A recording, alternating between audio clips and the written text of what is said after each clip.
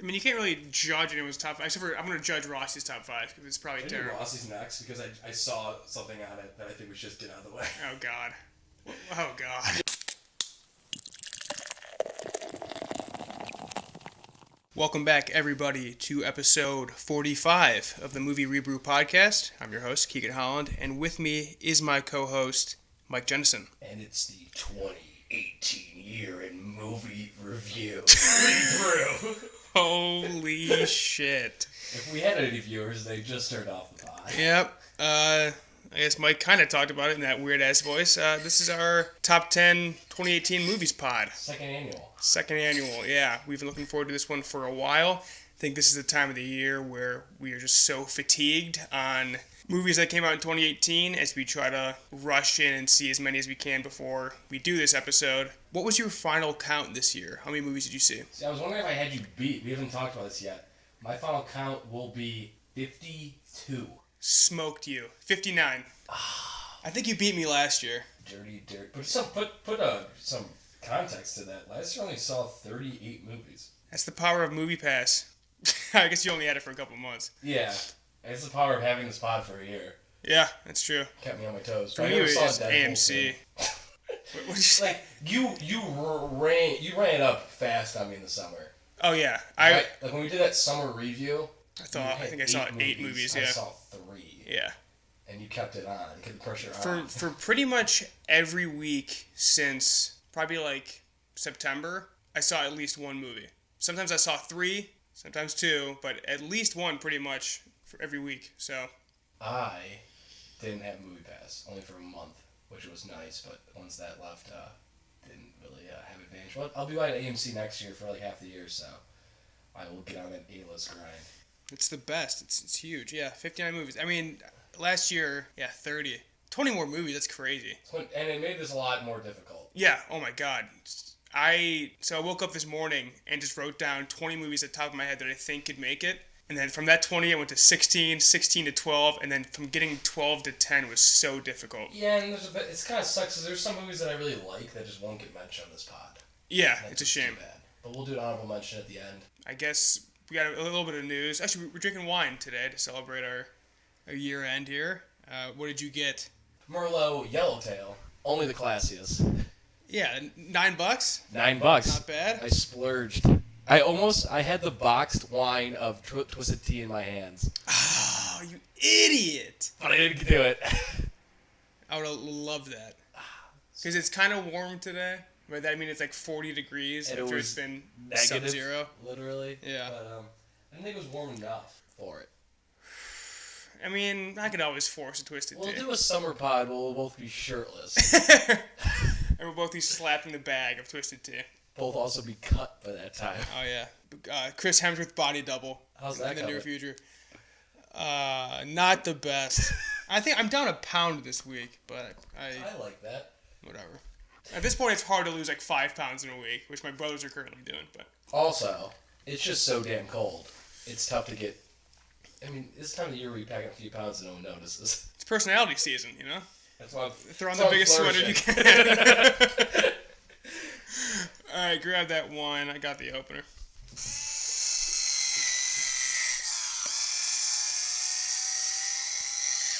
Use an electric wine opener. It's pretty cool. I think we have 3 of these in the house. Oh, big wine house? No. Oh man, this glass is not clean. Yeah, saw how dirty that one was. Just terrifying. Yeah. It's probably my fingerprints though, so we're good. That's what he's telling himself. Do not spill this. We're in Cody McCune's room. Shout out to Cody McCune. Ugh. Not a wine guy. I kind of just choke it down when I have to. I will be loving this though by the end of this bottle. I promise you that. You know what? I don't hate it. I always come around, but it has a kick. I don't know what it has. It's a full body red, I can tell you that much. Full body. All right, let's get to the little bit of news we have before the top 10. Good evening. I'm Will McAvoy. And I'm Evan Baxter, and here's what's making news. Good evening. I'm Ron Burgundy, and this is what's happening in your world tonight. Denis Villeneuve's, I guess, remake, but not really since it's based on the book. Denis Villeneuve's version of Dune has some new casting. I mean, this cast is insane.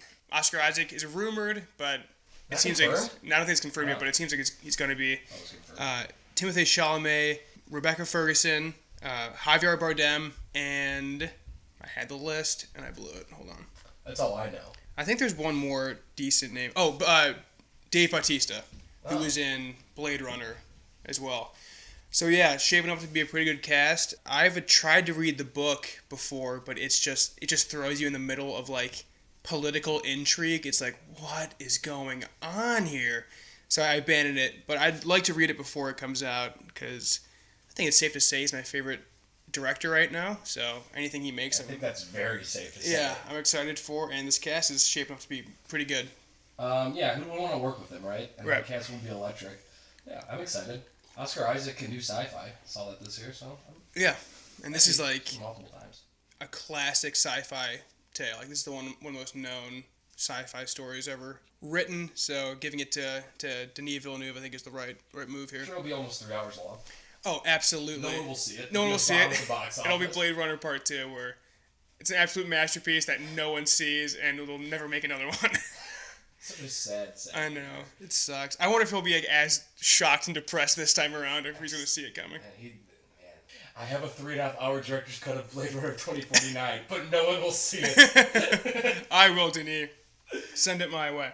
Other news. I already forgot what our second story was. Oh, all 5 original songs will now be performed at the Academy Awards. That's right. At our on our Oscar podcast, we talked about how only Kendrick and Gaga would be performing, but they've fixed their mistake, and all 5 artists will be performing their original songs. So they're adding the Mary Poppins. Which one? The one on the bowl? Where Lost Things Go. Oh, okay. So that's Emily's going to be doing that. The mom. Tub. One about the mom. The tub one, right? No, that's the one about the mom. Like when she's tucking them in at night, and then they sing it again to the dad later. They sing it twice. Yeah, that one. I thought it was the bowl one, and then I thought it was the bathtub one, and now I don't know this one. Nope. And then Tim Blake Nelson's Buster Scruggs song, which I'm just so excited for. He's at least performing it. Oh, Timmy, for shame. And then Jennifer Hudson's RBG song, which I've never heard. I'm sure it's good. It's a powerful ballad. Mm-hmm. So yeah, it didn't make any sense that they wouldn't have those 5 songs. Those have star appeal. Maybe not every cowboy gets his wings or whatever that was called, but it was a really good song. So, cool. I'm glad. Yeah, that was the right move, for sure. And I think our last bit of news we're going to get to is Ben Affleck is officially out.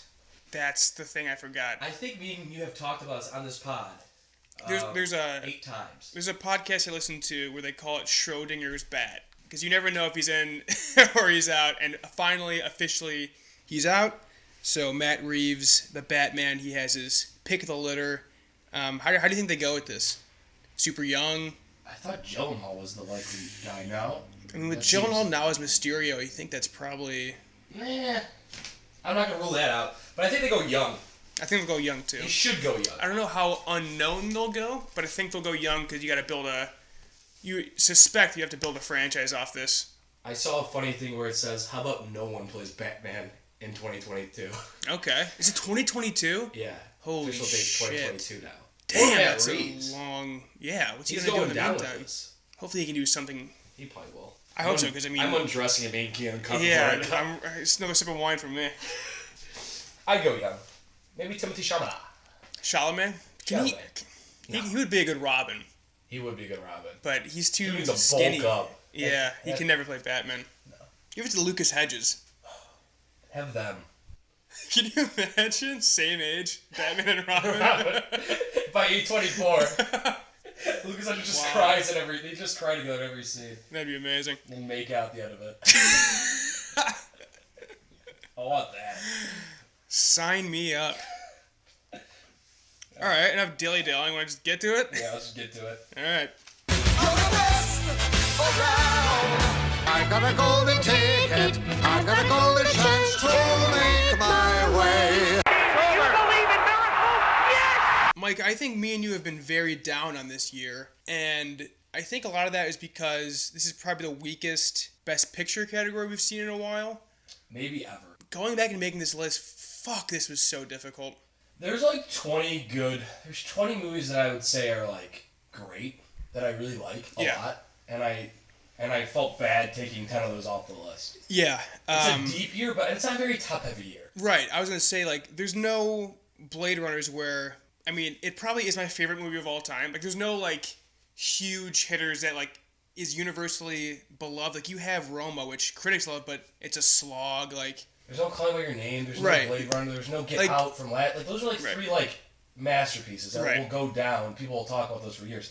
There's not that this year. Right, but there are, like, genre pieces that potentially my favorite comic book hero or comic book movie ever made came out this year. One of my favorite action movies came out this year. Maybe my favorite rom-com came out this year. Like, so there's certain highs in, like, very specific categories, but nothing like, holy shit, this is one of the greatest movies ever made. There's a lot of good directors making good work, but none of their best. Chazelle did a good job this year. Jenkins did a good job this year.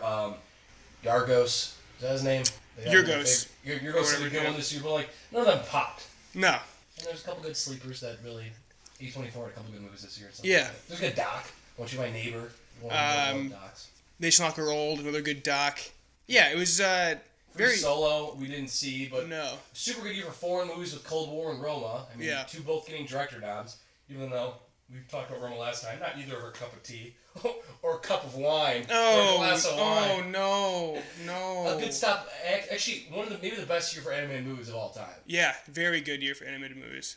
And then, yeah, just a really... Good year at the box office. Yeah, this is one of the best in quite a long time. But yeah, you had great movies in February, May, like, good movies were coming out all year, whereas in past years we had, like, a great summer in 2015, and then a great Oscars in 2016, or I think 16, right? Yeah. But yeah, And this last year... was like a too bad summer, good Oscars. Yeah, but yeah, this year I think it was consistent pretty much throughout. I just didn't have the heavy hitter. But do you want to give a brief intro? I don't know if I want to spoil my list yet. I will just say this. I only have 3 Best Picture noms on my top 10. I have 0. You have 0? I have 0. Not surprised by that. Actually, I'm surprised by 1 being left off it. Yeah. But that was the first one off the list. Makes sense. Yeah. A lot of these movies did not make a lot of money on my list. No. Yeah, 0 Best Pictures for me. It was... I have 2 movies that made over $1 million on my list. $100 million on my list. Okay, I have a couple big ones, but for the most part, yeah, I went pretty small with these. If you would have asked me when each of these movies from like 11 through 16 came out, I would have said absolutely top 10. And some of them are pretty late too. It was a gut feeling. I felt worse leaving certain movies off than I did these ones. Is what it came down to. Yeah. And if you go back and look at my scores I gave out this year, would be totally different. Yeah, don't go back and quote me on my scores because a movie that's not even on my list would be number 3. So yeah, it comes down to staying power and gut feeling. But a lot of gut here. Yeah, a lot of gut. Yeah, and once again, I just didn't want to be recency bias. Right. There's a couple good entries at the end that I saw that I left off maybe because it just didn't have enough time to sit with me. But yeah, we both saw over 50 movies this year, so we did our due diligence. Right. I don't think there's really a movie that I didn't see that would really be high on my list. So I'm happy with this. So this year, once again, the 3 things I was looking at, which I said last year, was how the theater experience was, like how I felt leaving the theater. That's where I kind of looked at my original score. So my original score kind of only weighed into like 1/3 of what I actually came up with. My second thing I looked at was just what's the staying power? How well do I remember the movie? We talked about Incredibles 2 like last week, me and Keegan not on air, but we both love that movie, and now neither of us can remember a plot point. So yeah, we'll call that the Incredibles 2 clause. Is my second thing. So the staying power, and the third one's just a technical standpoint. It's where I become pretentious and talk about the cinematography and stuff. So I guess we should explain what we're doing here. Me and Mike will give our top 10s, and then all of our guests that we've had over the course of the last year will be giving their top 5s. Ours will be given points from 10 to 1, with our number 1 pick getting 10 points, number 10 getting 1 point, and then our guests will be getting 5 points for their first and 1 point for their 5th. And then we'll put those all together and come up with Movie ReBrew's top 10 in addition to our own personal top 10s. And I promise I won't mess up the math this year, guys. I promise. I would not hold my breath. All right. I'll kick this off. You want to do honorable mentions first or wait till the end? We'll do honorable mentions at the end because I don't want to spoil it. But I do want to say that all tiebreakers, I came up with this in my head today, If you have the first tiebreaker will be amount of first place votes you get. So if both movies have like 11 points at the end of it, but someone had it first on their list, that would be the original tiebreaker. Okay. The next tiebreaker is how many lists it's on. So if one movie's on 8 lists, one movie's on 6 lists. Okay. Do you have a third tiebreaker in mind? No, I will go third tiebreaker, me and Keegan's total points for that movie. Okay. And the fourth tiebreaker will come down to the old coin. Yeah. I mean, interconference games. Yeah, I doubt it gets to that, but I'd be nuts if it did. It would be. I'll kick us off here then. Number 10, Paddington 2, a movie I watched. Well, I might as well say that too. My number 10 was Paddington 2 as awesome, well. Awesome. A movie I watched this week, and so I watched Paddington 1 Wednesday night. I watched Paddington 2 Thursday night, and if there were 17 Paddington movies, I would have watched it every single night until they ran out. This movie is so charming, so cute, and just so sincere. It's just like, you cannot help but smile the entire time you watch it. And I think both of us have it 10 on our list because we couldn't put the bear off. No, he had to be on there. I owed it to him. If you've seen any movie with a British person, they're in this movie. Like, every single minor character you recognize from something, even if you can't name them, you're like, all right, I know them somehow. Sally Hawkins, I mean, I loved her when she was mute. God damn, is she the best when she's British. She's almost as adorable as Paddington is. The dynamic between the family is awesome. And then the family's really likable. And then Hugh Grant as the villain is excellent. It's the best reviewed movie of all time according to Rotten Tomatoes, and justifiably so. It's great. Well, because we always say like more movies should almost have 100% because a lot of movies there's nothing bad about them. You know? Right. And this is a movie where I don't know how a critic could say that was a bad movie. Yeah. No, you have a smile on your face the whole time. Yeah. Don't lie. Hugh Grant is an awesome villain. Do you like how? I guess I'm gonna. Why are you whispering? Should I hop into spoilers a little bit or nah? I guess a little bit. Yeah, I mean a little bit. I guess not. Like the action sequence at the end is very well done. Yeah, it's very well done. All the action in both these movies are super good. I watched them Sunday then Monday morning. Paddington and Paddington 2. Me and Keegan talked about these movies forever, and we finally got to see them. And it's also, if you've ever been to London, they show off London perfectly. It's like a tourist video for London almost, especially the first one. Bullet is the bullet of the first or the second one where he cleans the. It's a second one. He cleans the top of the bullet, the tower. No, does he clean that? Maybe I missed that. He's when he becomes the window cleaner. Oh, does he? I didn't know I knew he did a building. I didn't think it was that one. I guess I wasn't really looking. That's hilarious. Just so cute. Yeah. The first one has that "Welcome to London Town" song. And they just go around, and then they make fun like, "What was that taxi ride?" Like, he drove us all over the city. Yeah, it's really funny. It's a great family movie. It's shot super well. Like some of the, I would take stills from this movie and hang them up on my wall if I could. It's shot so well. It's insane.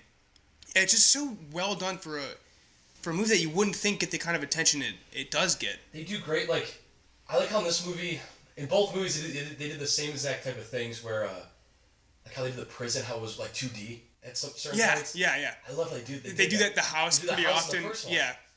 It just makes the world so much more vivid, Mm-hmm. and the colors just glow. The pink prisoner. Oh my god! I should have this movie higher. I know. Like the shot where Paddington walks out and says like, "It won't be that bad." When he puts the red socks in, and then everyone in the prison's pink. That might win shot of the year for me. I love it. Oh, it's so good, so good. Yeah, I couldn't leave it off. I couldn't leave it off either. Yeah. That was anchored at 10. Like it was at 11. I'm like, nope, something's got to go. This has to be on there. So I'll go to my 9. I want Marmalade too. I'll go to my 9 then, so if you have the same 10. Searching, starring John Cho. It's a movie told completely through phone screens, TV screens, and computer screens. And they've tried to do this before with like B-level horror movies, but it seems like a gimmick. This is just like, I don't know, it works very well in this movie. The opening competes with Up in terms of just like gut-wrenching opening scenes. Like I was crying at the end of the first 5 minutes. And the way they do the opening with the laptop, with the desktop. It's so good. And it just never comes off as a gimmick. Like the way they use TV footage and FaceTime, you're never really thinking about it. It's just a movie, which I think it contributes a lot to the director of this. The mystery is very engaging, and then John Cho puts this movie on his back. He's unreal in this movie. I loved it. You watched it recently, right? I watched it this week, and it was super, super good. Yeah. When you described it to me, like I heard about it, it did sound like it was gonna be a gimmick, But it really it works for the story. Yeah. Especially like it never seems forced. Because you did like a teenager too, and their whole lives are on the phone, right. you know. So it really works out. He has to go through her social media and like try to connect to her friends and stuff. Yeah. Like this, that's what would happen too. If a teenager goes missing, you would go to their Instagram, their Facebook, and try to piece this together. So, yeah, it never like, yeah, right, like he'd be on his phone here. No, he like absolutely would. Absolutely would. Yeah. And like, there's almost no way like, if he was going through her phone, what would you do? Show his like face, you know? Right. Yeah. It's better that it's like the screen. Yeah, like it's a thriller watching him go through her Venmo account. Like, oh, what is he going to find in here? Yeah. It's really cool. It's a thriller for this generation. It's different, and you're right. There was a horror movie. Yeah. By FaceTime. And right? everyone was like on Skype, and they were getting picked off one by one or something. But like, I don't know, that seems restrictive almost. But this, yeah, it just worked. There were certain times where like the news coverage where it was kind of like a little bit pulled me out, but yes, it was tough for me to leave that one off the list. That was a game I honorable mention. I really highly recommend searching. It was only a $3 rent on Amazon. Super good and quick. Yeah, flies by. Yeah, source. I'm not putting in movies right now. I'm worthless and weak. I am worthless and weak. Paddington 2 is free on HBO, too. Yes, and the Paddington 1 is free on Tubi, and supposedly there's ads. I didn't get any ads. I didn't get any ads either. I wasn't quite sure if Tubi was messing up that day, but no ads here, too. They're each an hour and a half, so watch it with your family, no reason not to watch it. Like, that's a good family movie. Every single person will walk out of that movie. I said it was my favorite family movie in, like, so long. Yeah. Like, purely, like, everyone. Legit everyone. Like... There's adult humor, like, just thrown in there. It's just like good British humor. Yeah. So British. So British. It's a love letter to London. But, yeah. So, number 9 on my list was First Reformed. Okay. And let me tell you, First Reformed was everywhere on this list. But it ended up at 9, which, saying it still is shocking to me. But, yeah, I'm surprised it's not higher. As an Ethan Hawke fuckboy. As an Ethan Hawke fuckboy, it is shocking. There were just so many moments that were just slow. Yes. You know? And I think maybe I would have saw it in theaters I would have been a little more engaged. Yeah. I was watching it on my laptop at home. I do love this movie. Ethan Hawke, his performance is incredible. It's an airtight screenplay. It really makes you think about the world, the environment, and you're left wondering what's he going to do throughout the whole entire movie. It's really about Earth, as we talked about last time, and a good message. So this will age well with me. It was just slow. It was just slow, and I feel like the payoff really wasn't there until the last like 20 minutes of, you know. Yeah. There were certain scenes where I felt were kind of wasted, if I'm being critical of this movie.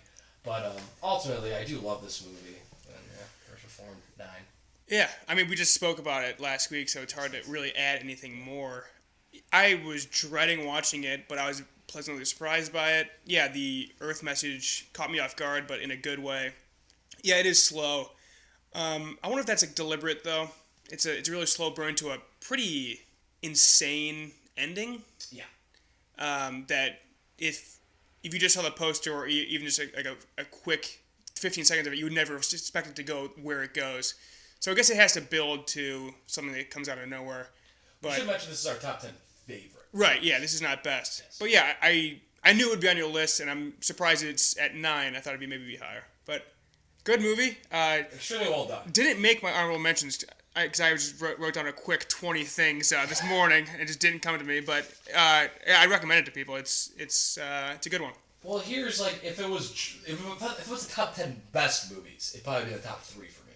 That I thought were the best movies I've seen, but favorite. It's number 9. Number 8 for me. I'm going to go Avengers: Infinity War. This is part 1 of 2 of a culmination of a thing I have been in love with since I was 13 years old. And it's so well done where it doesn't get bogged down with explanation of who these characters are or any of their backstory, because they trust the audience to know. I mean, it's been 10 years. Everyone knows who Iron Man is at this point. You don't need to explain him or his relationship to the characters around him. And the Russo brothers just did a great job by, trusting the audience to know who these people are. I'm sure it might be difficult to come in if this is your first movie. You might be a little lost. But even then, I don't know. I think they do a good enough job where you get relationships early enough on where you understand where everyone's coming from. Thanos is a very intriguing character. The way they told it from his perspective, I think, was the right move, where you get sympathy for him with his backstory. And then there are just so many high points in this movie. When the Guardians come on and they're bumping Rubber Band Man, when Thor comes to Wakanda, it's just, there's so many hype moments in this. The rubber band scene is magical. It's so good. Yeah. Yeah, it was 2.5 hours long. I want it to be 5. I've watched it again and still loved it. But yeah, this is just so up my alley. It was my favorite superhero movie this year, Avengers. I'm not a big superhero guy, but I liked how they broke it down into 4 stories, kind of, basically. Yeah. I didn't think they'd be able to pull this off. I was really intrigued how they did it perfect. Yeah, it shouldn't work. It shouldn't work, but yeah, I was in the same boat where it was 2.5 hours long and it went by super fast. Yeah, it's just so much fun, and I'm so excited for the next one. It didn't dampen my hype for the next one at all. No, I'm looking forward to this next one too. Yeah. It was very well done. And Thanos is a very good villain. Number 8 for you. And there was some carnage in this one. There what? Oh yeah, I mean, I cried at the end of it with Spider-Man. I mean, not even taking away the snap. We can spoil this movie. Oh yeah, everyone's seen this movie. Even taking away the snap. Killing Gamora. Yeah, like strangling Loki. Yeah. Just like, yeah. Like, I think those characters are actually dead. For sure dead, yeah. And then, yeah, the way Peter goes out at the end. Oh, yeah. Mr. Stark is like, oh my god, Pete! It's just like, oh, it's like, I did not expect that. Like, they killed Black Panther, you know, like, yeah. a person that you think would be an absolute staple going forward, and I guess, I mean, they only leave the original Avengers, which I guess is maybe predictable, but, I don't know, just to think you have the next core picked out and then just to kill him anyways was very unexpected for me. Yeah, so it means Avengers 2 will just be the core, probably, and then saying goodbye to them. Which right. That's the right decision. Yeah. They did a good job there. I mean, they're smart people. They know they're so that was your 8? That was my 8. My 8. It's a movie I saw just an hour and a half ago. No way! Yeah. That's awesome. Cold War. It was a surprise Best Director pick. The movie's like so well done. It's 88 minutes long, Keegan. It was the first time It was the first time I ever was in a movie theater where the credits came down. I was like, wait, that's it? Holy shit. That was 88 minutes? Oh Check my my phone, I'm like, oh my god. Wow. Yeah. When you see Polish movie nominated for Best Picture in black and white, you think 2.5 hours long. You would. No, it's 88 minutes long, and it takes place over 15 years. Oh my god. Each scene's like a different year. It moves so fast. Damn. So I convinced Garrett to go with me. Jeez. And Garrett liked it. What? Yeah. That seems impossible. I think you'd like it. I don't think it's for everybody. It's a hopeless romantic movie. It's a movie about forbidden love. You know. I mean, God, is there anything more made for you than that? You want to be. And it was a different language. It was in black and white. She's a singer. Oh God. Takes place in Paris. Oh jeez. And like Poland and stuff. Yeah. Yeah. So I mean, it's so well shot. I'm so happy you got Best Director role. This is so much better than Roma. This movie's so much better than Roma. I said on the last pod, maybe this sneakily wins Best Foreign Film. God, I hope so. There's no way, but it's coming out hot late, so maybe it won't. But yeah, when you were talking about this, I thought this could be number 1 for you, because I shout my number 1 from the rooftops every episode. I'm not really sure where you're gonna go with yours. I thought maybe Cold War could sneak in at number 1. I'm happy you liked it. I will say this: the movie's 88 minutes long. For 78 minutes, I'm like, yeah, Keegan's right. This is my number 1 movie of the year. The last 10 minutes, I was like, okay. Oh really? That's all I'll say. Okay. Last 10 minutes, but I just didn't know where else they were gonna go with it. Yeah. So that's all I'm gonna say. I want people to go see it. It's in theaters right now. Cold War, really good movie. Funny, but I don't think it's tough with foreign movies if you know if they're cracking a joke or not. Yeah. I laughed in my seat, but I was around a bunch of old people that weren't laughing. I'm like, what am I laughing? Bad crowd plus foreign language barrier. It's tough. The one thing I will say though is that the characters take 15 years, and the woman does not age a single day. Really? Which upset me. That's how women should be. Women shouldn't age. Gee, I'm kidding. That's why you throw them to the curb when they turn 35.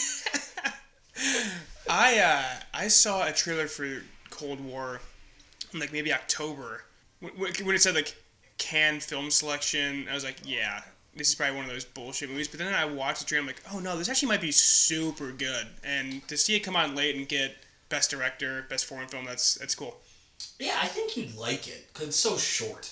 Because like, that's the bar for me. Short movie. No, just because like I find a lot of these movies, day and lifetime movies just drag on too long for you. I'd say, right? I mean, this one moves. Yeah. It's not really a day and lifetime movie. This is a romance movie. It's definitely romance. Cool. Yeah. So number 8, Cold War. All right, number 7 for me. A late edition just because I forgot to write it down this morning and it just slipped my mind. Is that the? Oh yeah, sorry. Yeah. Hearts Beat Loud. A very small music movie from, I think, like mid-June. Kind of came and went. I don't think it did very well at the box office. I had a rant on our Oscar pod about how I was so upset that this didn't get any Best Original Song nominations because there are like 6 songs that are worthy of it. Nick Offerman is so charming in this movie. I love Nick Offerman in it. Ted Danson throws a towel and plays a bartender. And if you've seen Cheers, it's just a little added oomph for this movie. I love when Ted Danson gets behind the bar. Nick Offerman drinks a PBR. And then the lead actress... and a ham. Yeah, Nick Offerman chugs a ham at the end of the movie. And then the lead actress is... I forget, she was in Dope, which is the only other thing I've seen her in. And she's so magnetic in this movie. And has a great voice. Like, she really carries a lot of the movie. She's so cute. Yeah, the father-daughter dynamic is amazing. And then they handle LGBTQ very well, where it's never like... She doesn't come out of the closet and like, he's like, oh God, like, what? Bullshit. He makes a... Are you seeing a girl? Like... he just already knows that she's a lesbian. He's like, he makes a gay joke. Yeah. It's just like, it's perfect. Yeah, it's the best way to introduce that. Yeah, it wasn't like problematic at all. Like they understood each other, and yeah, and his song for her that he wrote when the mom dies is just it's gonna be my wedding song. It's so good. Very, very good. It's amazing, and I didn't realize that he could just shred. Do you think that's real? He's a Renaissance man. Yeah, he really is. Yeah, and it's just it worked in so well, and just the plot of it is a father basically forces his daughter to join a band, and it's just like ridiculous, but they're damn good, and it's heartwarming. Toni Collette's in it, great cast, and I recommend it to everyone. It's a treat. It's this year's Sing Street for me. Yes, I agree. The title "Hearts Beat Loud" is perfect. Because it makes your heart beat loud. Nice, Mike. All right, number 7 on my list. We're at 7, right? We are at 7. The Favorite. This was the first one out for me. A movie that's grown on me. Just super well done, super beautiful. Probably the best acting movie of the year.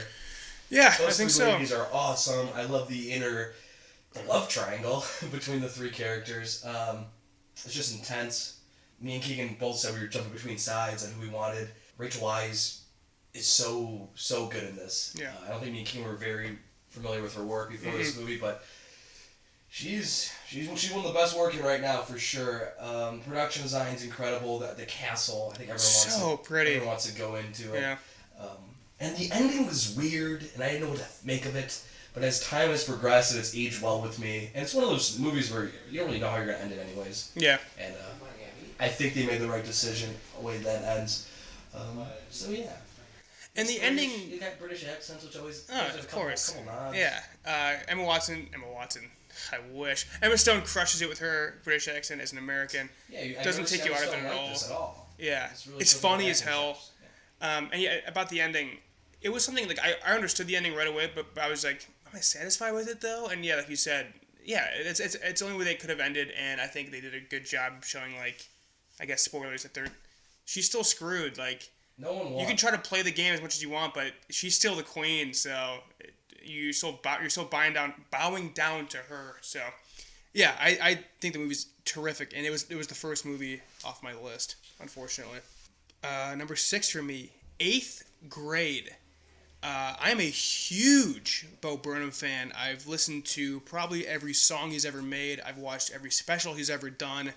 I've been listening to him since I was in 6th grade myself, and this movie just so perfectly captured awkwardness and an uncomfortableness. He made an 8th grade girl going to a pool party, the most intense scene of the year. Like, that's insane.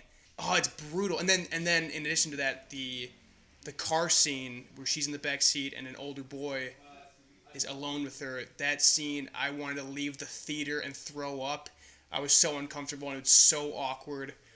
He's the perfect person to do this kind of thing because his life has been on the internet since he was 15, 16 years old. So he perfectly captured probably how he felt growing up and how a lot of people grew up with Twitter and Instagram and all that stuff. Just, you feel like you need to live this fake life and live this perfect life, and it so perfectly captures that. And it being told in the perspective of an 8th grade, a girl especially, where it's probably, I mean, as guys, we probably don't experience it as much as a girl does, where it's just amplified times 10. And I mean, we've been signing off our podcast as Gucci ever since we saw it. It's just, this movie's excellent. I'm so happy Bo Burnham did it, and cannot wait to see what else he does. Number 6 on my list, Won't You Be My Neighbor? See, I left Doc's off mine just to make it a little bit easier for me, but oh my God, he's so pure. He's just the purest person ever. It was the perfect movie, perfect message at the perfect time. It's a shame it got left off Best Docs, but who cares? This movie's awesome. If it's any consolation prize, it's the most talked about doc of the year. Yeah, absolutely. Most seen, highest grossing one, like a decade. Just the history around his life is so interesting. Yeah. But then the last act, it gets into the message, everything he stood for. And you're like, yeah. And it's such a nice job of also taking out a lot of the... It did a really good job of taking out the tall tales behind him, too. He was like an army ranger, and... He was killing Nazis. He got sleeves, tattoos, and everything. Yeah, all that stuff. But he was a pedophile, too. And they even addressed some of those things in here. He's just like the nicest person ever. That's what it is. Like, he loved children because he thought like they were the future, and if he's a father for the country, could raise them right, then maybe we'd be okay. And they use like animation really interesting too in this movie. They kind of like his dolls came to life. And it's like the behind the scenes interviews that showed like his personality a little bit more. It just were so cute and funny. Yeah, I remember watching this growing up very briefly, but I don't know, just even if you're not a fan of Mr. Rogers' Neighborhood, it's still so worth a watch. It's just showing a man that just cared about everyone. It's just be a nice person is basically the message of it. It's just like, yeah. Yeah, just why not just be nice to people? Yeah. Oh my God, I left with the warmest feeling ever. My body was tingling. Oh, it's so good. So good. Yeah, if I didn't leave out Docs just to make my job easier, it probably would have been on there. I think you're right too, but something else I want to add to this. Oh no, and they brought up like he didn't have the best childhood either, so you want every other child to have like a nice childhood. Yeah. Just really cute. And it was very interesting to see how like 9/11 just like crushed him. He could see that there's that much evil in the world. It just like kind of broke him. Well, after like 40 years of what he did, and he really felt like he didn't make an impact. Yeah. It doesn't really end on a happy note. No, it doesn't. But I'm so bummed it didn't get Best Doc nomination that's because more people would have probably saw it. Right. It's excellent. It's excellent. Highly recommended. Every time I just see the name Won't You Be My Neighbor, I smile to myself. I know. It's awesome. I got a Doc and a Ford fellow on my list this year. I'm proud of myself. Jeez. Number 5 for me, First Man. It's proven now that Damien Chazelle can do no wrong. And man, Ryan Gosling and Claire Foy are acting their pants off. And just the way it's shot, it's one of my favorite space movies now. Because, man, these guys went through hell. Like, I cannot believe we actually made it to the moon. It makes that voyage seem so impossible. And for us to pull it off is just insane. But it's not like, I mean, this is a reason it got critiqued, I guess. It's not rah-rah USA, but it's just human will to just accomplish the impossible. The shots in the cockpit are just so tight. You can barely see space out of like the corner of the screen because like, there's a small window on the rocket. People die left and right just to show like, I mean, this happened in real life, that how dangerous this shit was. Yeah, it's so good. I mean, I'm so upset that it's not getting the love I think it deserves. The score is amazing. Claire Foy is excellent in this movie. Why isn't this movie I don't know. It's the rah-rah USA thing. Because I've read that this is one of the best biopics as far as like staying true to source. And I feel a lot of people look at the space mission as like United States versus Russia. Yeah. They don't really get into that. No. It's all Neil Armstrong. A lot of the motivation he got from this was the death of his daughter as a child. I think, does she die in childbirth? No, she is like 4 years old when she dies. Passed away.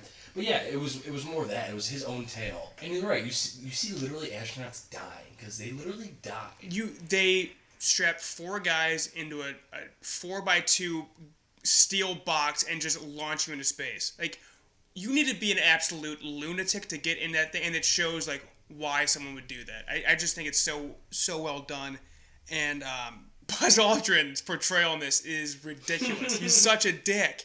I wonder if he's upset with it or not, but I thought that was an interesting touch to portray a beloved figure in American history that's still living as such an asshole. I wonder like how okay he was with that, but no one came out. Buzz Aldrin must just be an ass. I know, that's true. But yeah, that was a fun touch to the movie. I can't praise it enough, and I'm just upset it's not getting awards. It got a couple nominations and everything, but didn't even get score though. Yeah, it's not get score. It was just a slap in the face. It got 2 sound editing, sound mixing, and I believe special effects. The scene, which is like the bare minimum this movie could have got. Right. The scene when they land on the moon's awesome. It just goes from dead silence. Gosling's not doing much acting here, but like it works. He's the ultimate reserved actor. Yeah, he kills it. God, he's so good. I shouldn't say he's not doing much acting here. It doesn't look like he's doing much acting here, but he is. Yeah. It's another movie where if we were doing top 10 best movies, I'd have it in my top 3. Chazelle is a god. At 33, his first 3 movies are just perfect. Fucking wizard, yeah. I think about cinematography, like how? Burn it's so pretty. Burn the Academy. It made me go rah USA though. To see what these guys did. Oh yeah, I know. Look, I was very proud to be American. Yeah. It wasn't super outward with it, but I still was like, man, this is insane that we did this. And like, you see the flag and stuff. You see the flag, and when it goes up the rocket as they ride the elevator to this massive thing that's about to just send them into God knows what, it says United States of America as they rise up. Yeah, I mean, I felt a lot of pride watching the movie. I don't know. Yeah, that's insane that took that movie down. No, these guys are Americans who are risking our lives, for us. Maybe it wasn't for their country. Maybe it was just for their own personal mission. I don't care. Who cares their motives? Yeah, they're Americans. People suck. People do suck. But yeah, awesome movie. So we are at number 5, right? Number 5 on my list. Yeah. Green Book. Green Book has been ever on this top 10, but I just had to remember the joy I felt in the movie theater. Yeah, it's so funny, and the chemistry between those two is amazing. You wouldn't think, but Viggo Mortensen and Mahershala Ali, who are 2 of the best living actors, so it makes sense that they could have great chemistry. They were just awesome together. They're magnetic. The first 20 minutes are kind of slow, but the minute they get in that car together, it's off. It's maybe the most generic plot you'll ever see. Maybe White Savior. Maybe not the most accurate. It's for sure guilty of all the things it's getting critiqued for, but that doesn't change the fact that it's just so entertaining and so funny and just so fun and just so well done. So well done. And the letters. Yeah, God. I just thought of the letters and I'm like, I need this movie. I need this movie in my top 5. So Green Book's my top 5. There's not much you can talk about it. It's just... No, I mean, yes. I mean, in our review we said it's very much go from city to city, experience a racist thing, and have them like argue about it. But it didn't matter. I could have watched that happen for 10 hours. Like I just chatter back and forth. Yeah, they're just dynamic as hell and we're so Kentucky. Good. And Kentucky Fried Chicken. Yeah, it's fresher here. Yeah, my favorite joke of the year. I'm a little biased that Vigil Morgenstein is Aragorn to me. Yeah, of course. You know, it is what it is. Like the second he was racist, I didn't really care. I was like, oh, this guy's the best. I was always on his side, but. Well, the thing is, I do love both these actors. Right. So. Yeah, but by the end of it, it just he redeems himself even to someone that loves him way too much. He still comes around, even if you weren't on his side from the jump. He comes around in a great way, and the scene with them in the rain, where Doctor is like, where he doesn't have a real place to go, which I guess isn't really realistic. He was very close with his family and everything, but that seems awesome. I loved it. Yeah. Also, when he just lays down the piano at the end, stops playing classical music and just lays down. And I don't want to spoil this movie, but yeah, I do love this movie. It's 2 great Disney Channel cameos. 3? No. I think it was the 3rd one. I think my brother pointed out the 3rd one. Oh, really? I only know the 2. At least 2. But yeah, the movie's great, and I'm bummed it's getting dogged now by everyone. But it's still like doing well in the Academy and stuff. I hope so. Yeah. Might win Best Picture. I'm okay if it does. Yeah, I want that more than Roma. Me too. It's a better movie than Roma. Oh, yeah. I will Easily. fight you, Father Roma. Me and you, bare knuckle boxing. Yeah. Number 4 for me, Crazy Rich Asians. A movie I was wondering how high you could have it. A movie I have been in love with, and I've probably thought about every single day since I saw it. Man, it might be my favorite rom-com of all time now. It's, speaking of tourist videos, I need to get to Singapore. That place just seems magical. Everyone is so charming and so charismatic. I fell in love with Constance Wu and Henry Golding. Like, those two together are just electric. Even little bit players, either if they're there for comedy, they crush the comedy, or if they're there just to be sincere friends, like what was her name? It's not Armistice. It's something like that. The older, I think, is she a sister-in-law maybe? Oh yeah, I was never quite sure her. Yeah, the relationship I never really knew. But anyways, like, they had a really sweet moment, and everyone just does their job so well, and it just makes you happy. I don't know. It does get repetitive at the end where Michelle Yeoh, like, I don't know, kind of like betrays her again. It kind of happens a little too much towards the end, but I didn't care. I just loved those two as a couple. I wanted them to succeed so bad, and when he got on the plane, I was like, yes, let's go. I was just so happy. The ring. I was like, yeah. Oh my god, yeah. He shows his mom's ring, and like, she finally gets approval. She gets the nice nod from her at their the engagement party. Oh, it's just so cute and beautiful. And the version of I Can't Help Falling in Love with You at the wedding. Oh, weeping like a baby. That might be my favorite scene of the year. I know. The waterfall going down the thing. Oh my god! It's just like it was floating in the seats. It makes you want to fall in love and be wealthy as shit. It's just like everything. It's candy. It's amazing. I love it. Yeah, I was shocked. Like, I saw the reviews. I'm like, there's no way. Me and you both were dreading this movie. Yeah. I saw it on Friday afternoon. I think you did a similar thing, right? Yeah. I'm just like, there's no way it's that good. I walk out just like gushing. I'm just like, oh my god, give me that life. Oh, it's terrific. I'm glad you stuck to your guns and put it 4. Yeah. Because you've been raving on this movie for so 5 months. It was an honorable mention for me. I really, really, really, really do like this movie. I recommended it to my sister, and she loved it. I think if I ever finally get a girlfriend, which God only knows. If you're still holding your breath from the Crazy Rotation podcast, I will demand we watch this every Valentine's Day. Awesome. So good. Awesome. I agree, though. Number 4. Hearts Beat Loud. Oh, yeah! Nice. I was afraid I was going to make it. Great. I kept silent when you were talking about it. He did a really good job talking about her already, but I do love her lesbian relationship. How he handled it. I really want to put that again. Just they did it with a gay joke. And I know. And like Nick Offerman's in their relationship, it gets tested a little bit. It never really does. You know, they're just so cute together, and they really do care about each other. I love how he owned a vinyl store. He drank PBR cans and wore flannels and played a guitar. He's a hipster. He's a hipster. He's a Brooklyn hipster, which is your dream job. I watched it with Zim, and his face was glowing. He was basically Nick Offerman in the flesh. I just had a fun time watching this. I went home and listened to the soundtrack for about a month straight. Still listen to it. Listen to it today. And I think I heard this movie at Sundance last year, and I'm like, I really want to see this movie. And when you saw it, I was like, oh, well, now I need to go see it. And yeah, it was magical experience. Shout out to Movie Pass, because I wouldn't have seen it without it. Maybe would I? It's the one good thing that thing did for me. Oh yeah, but the gay joke I was referring to earlier, but I think I slaughtered was, what, you're having girl problems? Got boy problems? yeah, she gets that look. And I forget, which song is it that she originally does a fast song, and then she does it as a ballad at the end? Which song is that? I think it's Blink a million times. Because she doesn't want it to be a love song, right? Right. But she writes it for her lover. Yeah. It's a really cute lesbian story, and wrapped up in this really cute father and son story. Father and daughter story. Yeah. That's also a musical. And yeah, it's not hard-handed. It's not heavy-handed. Yeah. Just a feel-good movie. Just good. It's like her being lesbian just is what it is. Like, they're just trying to save a record store. Yeah. Right. And he's also trying to spend more time with his daughter, so he forces her to be in the band. Yeah. Hilarious. It's so good. There's so much humor in this that it's funny too. I've forgotten, unfortunately. I mean, you get Nick Offerman in anything, it's gonna be funny. That dude just cracks me up just speaking. His voice is just enough. What does he say when he's eating dinner with her? With the lady his age? Tony Collette? Yeah. He's like... Oh, he crushes. I forget what it was, though. But yeah, they had a good relationship, too. Yeah, she had a great year. He cracked a hilarious joke. She did a great year. Yeah, Ted Danson's a stoner. It's just...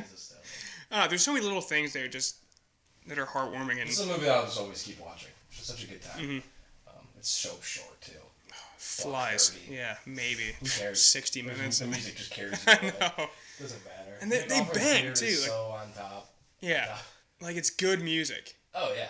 This movie disappeared. Not even the critics are, like, talking I know. about it. Like, Lee Sing got a Globe nom. Right. This movie just vanished. Well reviewed, but just vanished into the night. Is this A24? No, that's the thing. Okay. Because it's on Canopy, so I thought maybe it was. Nah, it's small. Yeah, whoever was behind it did not push it at all. No, it's too bad. Shame. It is a charm. So, go watch it. It's on Hulu. It's free on something. Free on Amazon. Free on Canopy. Canopy? Yeah. Oh, yeah. You just dropped that. Yeah. 3 for me. A movie I think criminally underrated when I first saw it. Annihilation. I think I gave it an 8 like a fucking idiot when it first came out. But speaking of movies I've thought about... Oh, 3's Annihilation? Yeah. 3's Annihilation for me, too. Okay. And we both gave it an 8. Yeah. Speaking of movies I've thought about every day since, I mean, good God. Alex Garland, you are... I mean, if Denis Villeneuve is my favorite director, it's this guy. Can just crush sci-fi. Insane cast. And really makes you think the ending scene is like 20 minutes long, and it's bizarre but beautiful, and just leaves you questioning what actually happened here. And even the end credits are just like a delight to look at. But yeah, sci-fi is my bag. This is heavy sci-fi with kind of time warping and dimensions and aliens, and there's just so much shit thrown at the wall, but I think it all sticks. And then there's a scene that's just absolutely terrifying in the middle of it. It just does so many things right. And the score. Oh, the score. How do you not get nominated and not win? Like, win. It's innovative score. Oh, my God. The guitar usage is amazing. Acoustic guitar. And the way Hopelessly Hoping works into the story and the score is just brilliant. And it looks amazing. Oh, man, this movie is just so good and criminally underrated. I think Netflix buying the rights internationally and just Paramount kind of abandoning ship late didn't help it. I think... The March release didn't help it. March release didn't help it. Season. Yeah, Alex Garland was kind of cut at the knees by a certain producer that wanted him to, like, better explain it. Yeah, it's a bummer that this movie didn't do more than I think it's deserving of. I love it. I've thought about it a lot. I watched the opening last week, and right before I went to trivia, I'm like, man, if I keep watching this, I'm going to miss this trivia, so I have to stop now, but I wanted to so bad. Maybe not for everyone, but if you like sci-fi, definitely check it out. I think my favorite pod we've done, or at least our best pod, is the Annihilation pod. Just trying to, Me and you spend 50 minutes just going through that movie trying to figure it out. Yeah. And neither me or you walked out of that theater really loving it. Right, yeah. But I think this is exactly what this movie's supposed to be. It is a mystery. It's... That I will go back and watch a million times. People say 2001's like that. I feel like 2001 has kind of just been around for too long. I feel like the concepts are just kind of just well established at this point. Mm-hmm. But this movie's like, yeah, I agree with that. Like, I could keep watching this movie every single time and probably come to a different theory about what's going on. Right. It's also a Technicolor masterpiece. I mean, it is just so pretty. Yeah. The animals they create. Oh, those deer. Those deer are awesome. The alligator. Why does the alligator have sharp teeth and all that stuff? The 4 females are really good. Minus, what's her name? Jennifer Jason Leigh is terrible in this movie. She's so bad. She's so bad. Jennifer. Yeah, that was a huge complaint I had. Is just she is terrible, but like maybe justifiably with what she's dealing with. But yeah, I mean, but Tessa Thompson's awesome. Yeah, she's 5 lead actresses and Oscar Isaac. It's just like they're all excellent, and yeah, it's scary and weird. There's and such an intense scene, the bear scene. Oh, the bear scene. It's just it does so much right. Me and Keane both love sci-fi, though. Mike, you love sci-fi, quote unquote. I think I hate sci-fi. Maybe 2 years ago. You've come around. I've come around hard, but yeah. I mean, it's the sci-fi movie of the year. Me and Keane both easily agree with that, and really wasn't a terrible year for sci-fi. No, I think we did it a big disservice by reviewing it like very shortly after we saw it, because this is a movie that you need to like reflect on for a while. And now it being almost a year since, yeah, man, I can't get it out of my head. Yeah, I still thought about it all the time. Yeah, it's so good. The score. Can't say it enough. I know. Man, Helplessly Hoping. I mean, we do our own version of best song. And it's best. Helplessly Hoping is A lock, I think. Yeah, we do best non-original song Right. for motion picture. Yeah. We might have to do a different song. I know. 'Cause And, I have yeah, another one I want to do too. best song that isn't Helplessly Hoping. It's on Prime for we free should now. call that the Helplessly Hoping Award now. I know. Going forward, I know, we because really it's should. They do it like 4 or 5 times. Yeah. Maybe 6. And you never get sick of it. No. It's just- Every time it adds a different layer. Yeah. It's like the Coco song. It really For is. non-original Yeah. song. It's awesome. Yeah. Super good movie. I can't recommend it enough. Number 2 for me is Mission Impossible Fallout. The second I saw it, I said it was my favorite movie of the year, up until it was upended by number 1, which everyone already knows at this point. But Mission Impossible Fallout is from a franchise that I have come to adore. It's really picked up steam since Brad Bird got his hands on it with MI4. But, I mean, they just continue to outdo themselves with their stunts. Tom Cruise is just a lunatic. He's going to die on set, and I can't wait for it to happen because guy's a legend. And this is the first... The whole entire movie. Oh, my God. God, the guy's just insane. This is the first time where it really tied in to a previous one. It really is a part 2 to number 5. And how that resolves is awesome. The movie, the stakes keep growing, and the world is on the line, and the way they kind of tease it in the opening is awesome with Wolf Blitzen of all. What's his name? Wolf Blitzen? Wolf Blitzen. Yeah. God. So good. It's so good. Oh my God. That's I amazing. love that scene. Yeah, the scene's awesome. And then, just the core cast they've built up. Rebecca Ferguson has been an awesome addition. I could see her taking over the franchise at some point. She's so good. And then Tom Cruise, Simon Pegg, Ving Rhames, Alec Baldwin, and then the addition of Superman, blanking on his name, Henry Cavill. Good. Awesome addition. He was great. The bathroom fight scene is so well choreographed. All of it, just technically, is just so well done. Shows Europe really nicely. Europe is beautiful in this movie. Me and Mike happened to see most of the places they went to this summer. It's weird. It's like they found. I know. Even in the Alps. Yeah. It was so cool just to be there and see where they went. Tate Modern plays a key part of this movie. Why is this happening to Tate Modern? It's just, I mean, you see, we made a joke about the second we saw it. It was our first attraction we went to in Europe. Yeah. And we called it Tate Modern. And then, it plays like a major element in the movie. It's insane. The franchise is awesome. If you haven't checked it out, I highly recommend it. Yeah, I cannot praise it enough. It is peak action movie. It's the best of the genre for sure. Genre, action movies might be my least favorite genre, but this is, I can't remember a better action movie I've seen. I'm sure if I had to, I could probably think of something, but yeah. If you like action movies, you will love this movie. It is so well done. It's 2 hours and 3 minutes long, but it doesn't feel bad. No, I'm sorry. You saying that it even surprised me. Yeah. It flies. It does. It moves fast. They jump around a lot. It helps that they change locations rapidly. And they always intermix like a big action scene to really cut it up. But there's a lot of dialogue here. Yeah. Yeah, there's good character building. There's some humor thrown in. Mm-hmm. The It's just scene is incredible. Yeah, it's just the chemistry that they've developed over 6 movies now it's so you can tell they're super close off set too. They're great together. Vanessa Kirby up for Bay of the Year as well. I've been seeing its praises since July when it came out, and even to this day still am, except for one movie happened to come out late and cut it out. But Mike, you're number 2. Maybe it's time to let the old days die. Oh, of course. This movie, in all honesty... A Star is Born. Yeah, A Star is Born. In all honesty, I don't think this is a very good movie. No. It's very well done. It's shot beautifully, and the soundtrack's awesome. He was robbed of Best Director. Because that's one of the best parts of the movie is how he shoots it. Especially his handhelds are awesome and intimate. I'm sorry, this is your number 2. Go ahead. Yeah, no. Technically, it's so well done. The music is so well done. But the plot is so generic that I couldn't put it 1. Yeah, it's cotton candy. There's nothing there. It's the classic trope of guy discovers a talented girl, and it was also the 4th one ever done. Yeah. Too, so that's why it's a common story. But I could watch those two just going around on tour the whole entire time. There's not a lot of conflict, but it eventually gets into conflict. But The songs are so good. Lady Gaga is incredible in this. I said in the Star Wars Born podcast, there was multiple times where I'm like, this actress should be a singer. And I'm like, oh, no, it's Gaga. Bradley Cooper's always awesome. He's just phenomenal in this. I love his relationship with his brother, played by Sam Elliott. And when Sam Elliott goes back to the truck and he's that tear in his eye, it's like, ooh. I felt that, Sam. You feel that hard. Yeah. And the way they shot the last scene. Yes. I thought it was perfectly done. Yeah.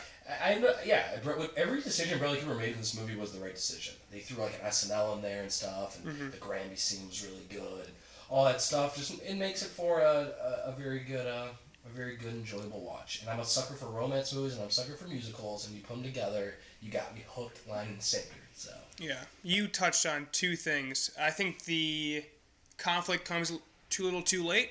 But that being said. Yeah, I could have watched them go on tour for 2 hours. Like, it's just, they're so good together. The music's amazing. Man, she can act. Like, holy crap. She's awesome. Yeah, like if she, I would not be surprised if she wins Best Actress. Yeah, I the movie's great. It's like we always, it's a joyride. The end gets, it's tough because it's cotton candy and then straight Brussels sprouts. Like, they're so different. It gets so heavy so quickly at the end. But, I mean, that's still well done, too. It's just, I wish there was a better balance of it. It's slightly hinted with his alcoholism early on, but not enough. To the point. Yeah, and then it just comes out so hard at the end. But so that's why I did my one spot, just because I don't really think it's that, like, the story's just not that good. Yeah. But everything else about it is so fucking good. Yeah, and to see Bradley Cooper sing out there, he's actually singing. Like, yeah, he goes for it. He's really good. And I love when he calls her out. Even he calls out modern music, basically, at one point. I'm just like, yeah, fuck yeah, dude, I totally agree. The guy has face. To her face, yeah. But she's just like, she's a star, man. She can sing so well. So well. Yeah, she's a beast. Did you see the Shallow live performance? Did you watch that video? No, I didn't. God, like, Bradley Cooper sings the opening thing. Yeah. Like, and this is like them live, so it's like, and then she goes out, you're like, and you can see she sounds probably the exact same. You can see in Bradley's eyes where it's just like, you're just so incredible. Yeah, she's insane. Gaga's awesome. Yeah. And I was slowly falling for her. I know. Just a joyride, an absolute joyride, and that's why it's top 10 favorite. And I will always love this movie. Yeah. All right, number one for me, no surprise. Spider-Man Into the Spider-Verse. Huge comic book movie fan, huge Spider-Man fan. And I think this is the best animated movie of the year. It looks just insane. We've never seen anything like it. And then the story itself I love, with Peter being his mentor. Jake Johnson's Peter Parker is just hilarious. Miles is an awesome intro to newcomers to the franchise. This is his first big screen appearance. Nick Cage as Noir is awesome. John Mulaney as Spider-Ham is so funny. The humor is adult in a kid's movie. There's heavy stuff in here. Like, there's like straight up murder by bludgeoning. Like, Spider-Man dies. He gets punched in the face and dies. But it's just a blast. This is like peak comic book movies. I think it's like this and The Dark Knight. I don't think it's much better than this.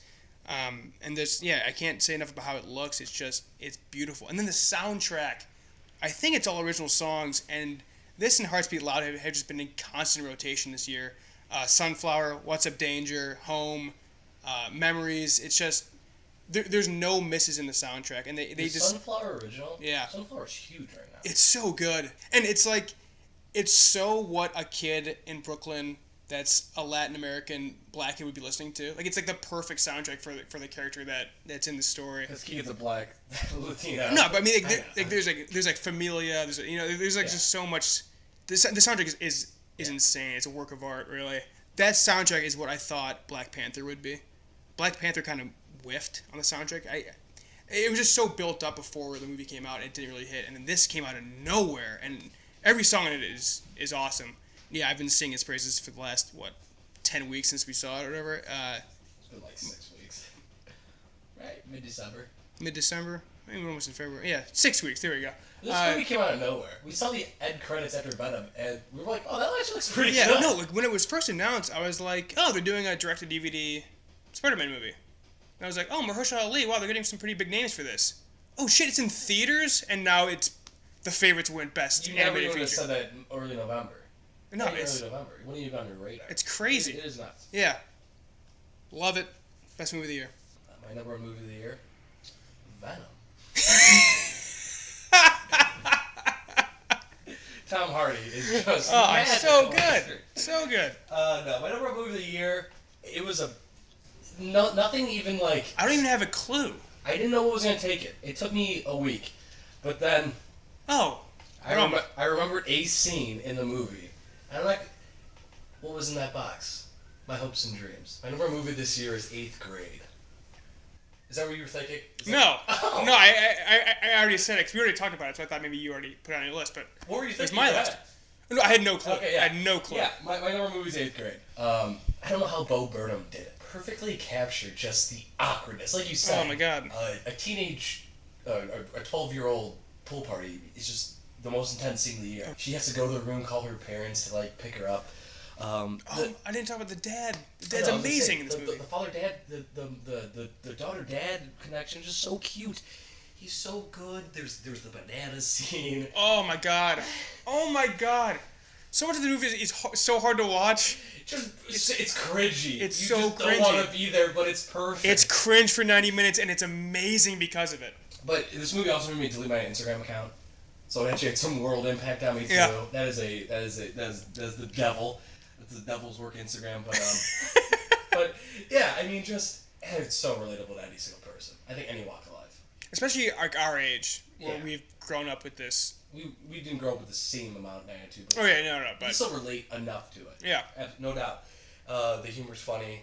We've ended everything with Gucci for that so reason. funny. The LeBron James. Yeah. The dabbing principle in the one scene. The nugget sauces, he gets all of them. Oh, wait, yeah, how can we not mention that? That guy is so good. Did you see the tweet that says that he should be the next Batman? Yeah. Just, you could tell there's community behind it because everything's funny in this movie. It's, you know, like, and it's not like knock-knock jokes, you know? It's not like dirty fart jokes or anything like that. It's just a funny, and smart like movie. he really makes like the smallest shit that an 8th grader would totally be nervous about nervous for everyone. Like when she calls the freshman that she like shadows, I'm like, no, God, don't do it. It's like, who gives a shit? That does not matter in the slightest like, at all. Like, the world's not at stake. He's a magician. It makes like the world is at stake here with this call that she's about to. It's unbelievable. Yeah, and this shows how out of touch the Academy is. The fact that this didn't get an original screenplay now is just dumb. Yeah, it's so stupid. Like, oh my god, because everyone's like 65 in that fucking Academy. But, yeah. If you haven't seen, do yourself a favor. He's a magician, and it's his first movie. I am so excited to see what Bo Burnham. I hope he's a director the rest of his life now. And he could be on stage now, right? He's got anxiety. Well, he has major anxiety about going back on stage, which is a shame because have you watched his stand-up at all? Oh my god. I love it. But, his stand-up is so unique and so funny. But that's great. He can still express himself through movies. He wrote and directed his first movie, and it is just stellar. I never used the word stellar in 5 years, but here it comes. Just glowing, and she's awesome. Yeah, Elsie Fisher. Elsie Fisher is great. Dad's great. Chicken Finger Guy's great. Yeah, great. Great. The Academy occasionally loves to nominate like Jacob Tremblay or a girl from A Piece of a Southern Wild. I wish they would have done it this year. This is a weak Best Actress. Weak Best Actress year, yeah. Man, she's excellent. And the Silhouette, when she's scrolling through Instagram, great use of music there. Man, yeah, it's just insane how the littlest shit, even for the audience, just means so much. Because we've all been there, you know? Yeah. Oh my god. It's so good. It's magical. I think the biggest praise is that Keegan had this 6th on his list. And you hate day-in-the-life type movies. I know. And you had it 6. There's no plot. It's just this this girl is just like, oh my god, just living life, and it sucks. It sucks so bad. It's the worst fucking... Great choice, Mike. This movie's awesome. I love this movie. It's like the funny Boyhood. I'm happy with it. It's a good movie, too. Here are my 3 things. I loved it when I was in theaters. I have not forgotten about the movie at all. As you can tell, we talked about like 12 scenes in this movie. Yeah. And then, also, I deleted my Instagram account because of this movie. You know, like it had like a lasting impact on me. Also, and thirdly, it's a great movie. Where Star is Born, I don't think is that good of a movie. Mm-hmm. It's just like appeases all my things I like. Right. This movie's just a very, very. It checks all your basic bitch boxes. Yeah. A Star Wars porn. Yeah. Also, We're shirtless. What was the theater like when you saw this movie? It was at Sierra Lee. It was about half. Oh my god! I saw this packed crowd. Yeah. Everyone, oh god, no! Like everyone was going nuts. This was one of the best theater experiences of the year. It was like, cause like everyone college age was like, oh shit, that was me before. Like, oh, don't do it, you idiot! It's just like you just get that anxiety. Yeah. Back. I wonder, like, this probably wouldn't like land with our parents, but like. No, I don't think it would. That's why I don't think it really stuck with the Academy. Right. Yeah, it's just so perfect for us. He said, Magician, how do you write this screenplay? I know. How do you like, oh, this will just be perfect. Yeah. Anxiety-ly perfect on screen. Like, and I love how there was a week where the movie's rated R, You're right. think. It is yeah. rated R. But 1 week of the year, theaters showed it like unrated, so anyone could go see it, which I think is awesome because I'm sure 8th graders probably ate this up. I think Bo Burnham paid to like 8th grade classes there. Like, he gave free tickets out and shit. Awesome. It's so cool. I love Bo Burnham, and I'm so happy that this movie did well and made your number 1. Bo. And I gave it a 9.5 originally. Oh. Remember that? Walking out of theaters. And I was like, at home, I can't get a 9.5. And then I just thought about, like, you know what? No, like, this movie's awesome, so, yes. Speaking of 9.5s, let's get to our honorable mentions here. Walking out of theaters, I gave Incredibles a 9.5. Did not make my list. Going back on basically your criteria, there's no staying power. I think of the first one way more than I think of the second one. The first one's just so good. It just overshadows it. And I think I just love the first one so much. I was just so like excited because it's been 14 years. I was just so like, yes, they're back. 9.5. You know? So I was just like so juiced. But they changed math. Yeah. I mean, it's a great movie. Yeah, it's still an excellent movie. It was first or second off the list for me. I had to make a tough decision to take it off. But yeah, that one didn't make it. The Favorite, it's made your list. Awesome movie. It's probably my favorite Oscar or Best Picture nominee this year. Green Book was higher in yours as well. Beale Street, which we talked about last week. That's when I felt bad leaving off. Yeah. Because it's just a cute movie. Not the movie we thought it was going to be, I don't think, but God, it's excellent. That Yellow Shaw. Barry Jenkins. Had my heart. Yep. And the dad had your heart. Barry Jenkins is a wizard. Overlord, which was the World War II monster movie that came out of nowhere. I was just like, I got a ticket to burn here. I'll just go see something. And I loved it. I fell in love with Mathilde Olivier. Oh my God. I can speak fluent French, so we'll chat with her later. You can't. And then Sorry. Go ahead. That's nice about A-Pass, though. You just saw Overlord. Because you were bored one night. Yeah. Like, I didn't have that luxury. And then I Love Dogs, which came out in February, right? Or maybe March. Like, if you would have asked me when I saw it, I was like, oh yeah, this will be top 10 for sure. We both said it was. Yeah, it's a awesomely done Wes Anderson movie, so there's really nothing to complain about. It just ended up being a pretty strong year for smaller movies, so it had to get bumped, but still recommend it. It's still an awesome movie. I have a lot of honorable mentions, but it was just so many movies that I really wish I could put on there. But Isle of Dogs, Keegan said, Incredibles 2, as Keegan said, both great animated movies. I was happy. I think the reason why Isle of Dogs didn't stick for me is because I've seen him do stop motion better. Yeah, Fox is better. And the reason why Incredibles 2 didn't do better is because I think Incredibles is so deeply embedded in. We were 8 when that movie came out, you know what I'm saying? So, like, I just feel like there was so much love just for those characters. But Dash is still my bae. I know. Hereditary, I just do a shout out because I think the most intense scene I've ever seen in my life. I've never screamed at a theater. I left that off my list. Actually, this is the correct list. Hereditary, like you said, up for scene of the year. Yeah, like absolutely. The air came out of the theater when which you know what scene we're talking about if you've seen the movie. When that scene happens, it's like, oh fuck, what are we watching here? Like, this shit is nuts. It's kind of like slow and building up for 45 minutes. And it's just like, it's insane, that scene. It's insane. Hereditary is excellent. Toni Collette was a snub this year for the Oscars, I should say. I didn't say that last pod, but she's one of her best actress. She's one of her best supporting.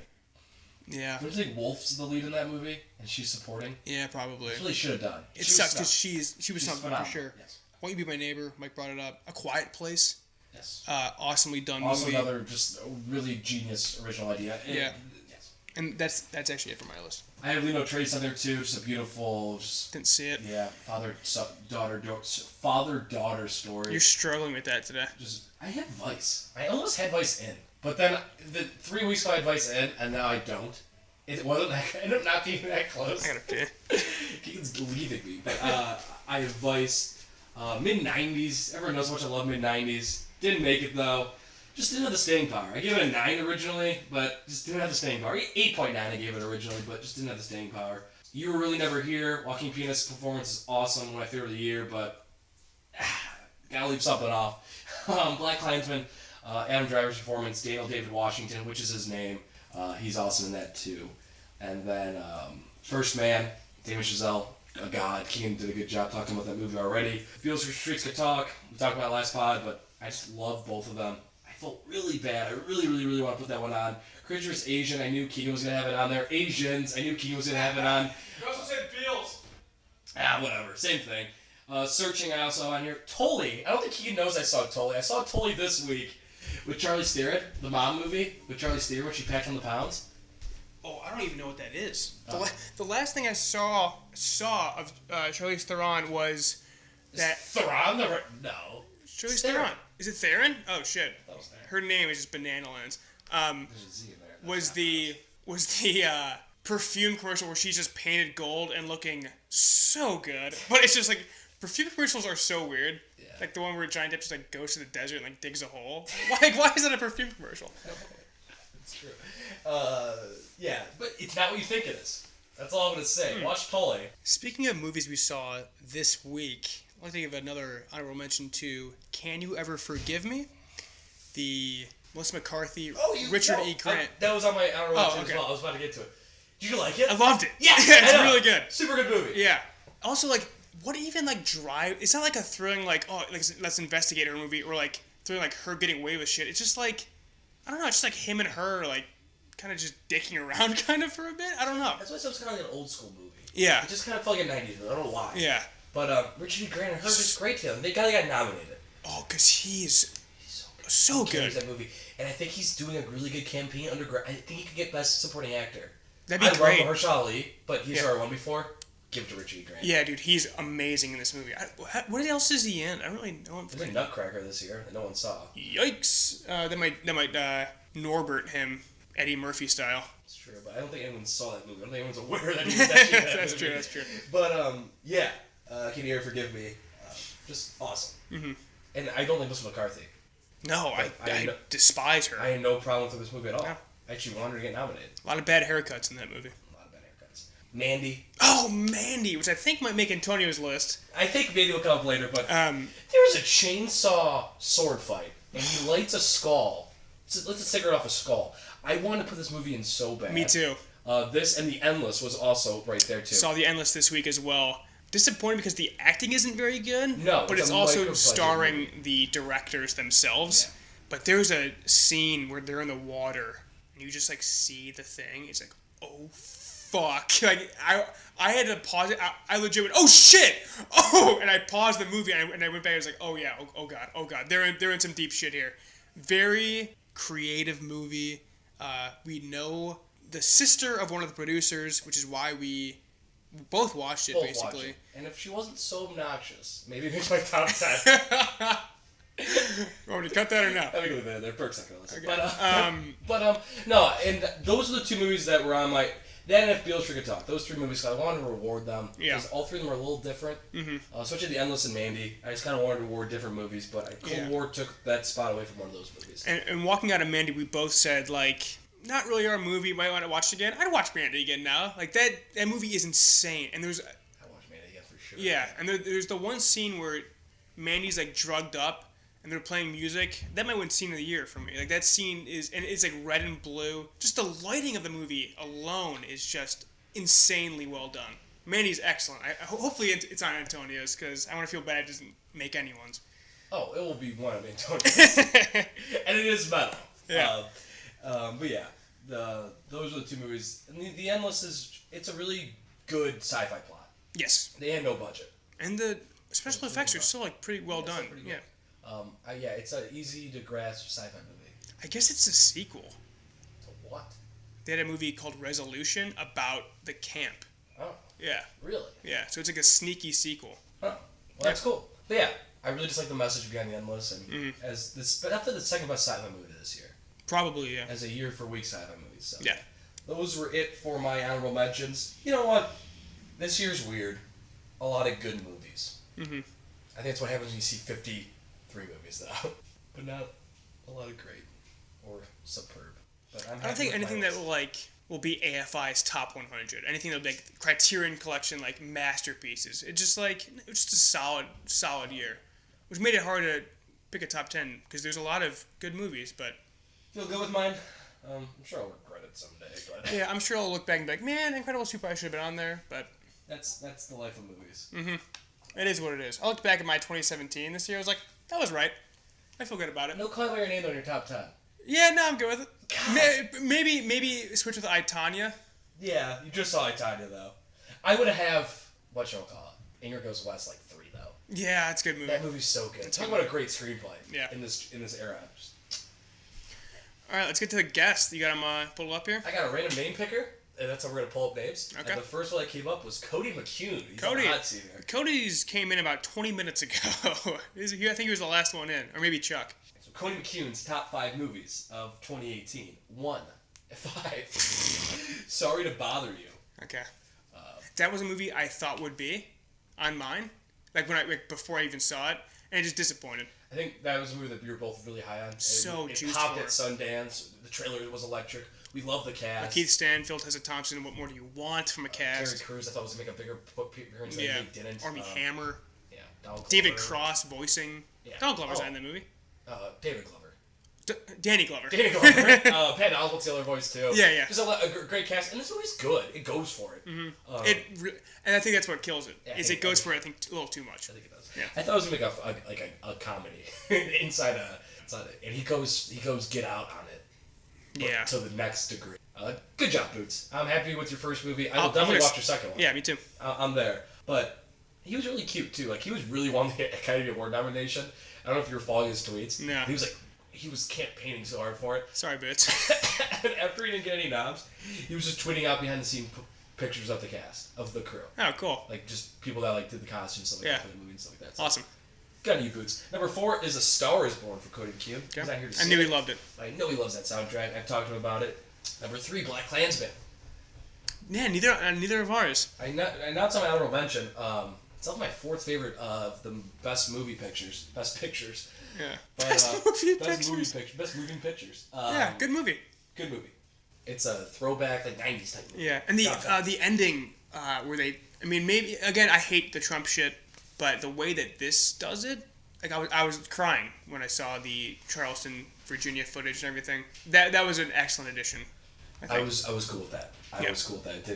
It really upset some people, but it did. 2, Won't You Be My Neighbor? Talked about it enough. Great. That's exciting to see that high. And then 1, Hereditary, which I think me and Keegan both think is a very good horror movie. Awesome movie. Yeah. I knew Cody specifically loved. I think we saw it together. Yeah, he's been high on it since we saw it. Well, Cody's horror movie guy. Loves horror movies. Yeah. And if I'm a horror movie guy, I'm probably loving Hereditary too, because I'm that horror movie guy, and I think Hereditary is a work of art. Yeah. Mm-hmm.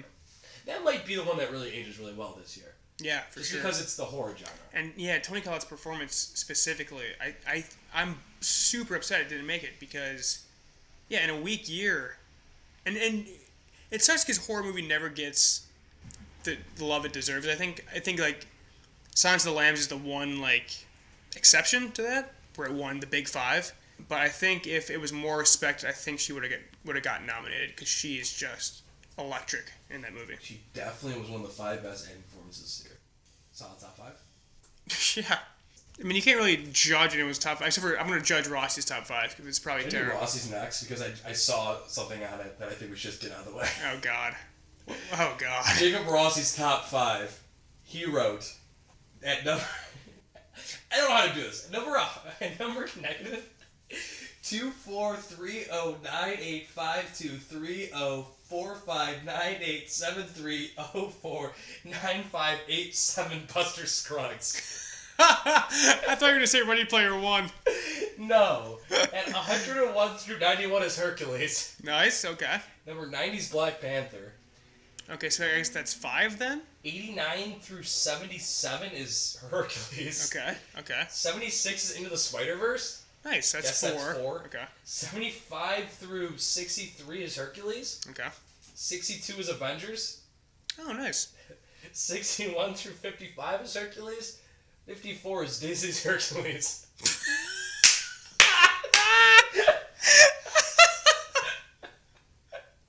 Disney's Hercules. I love it. Oh, I love it. It's the only time it's ever done that way.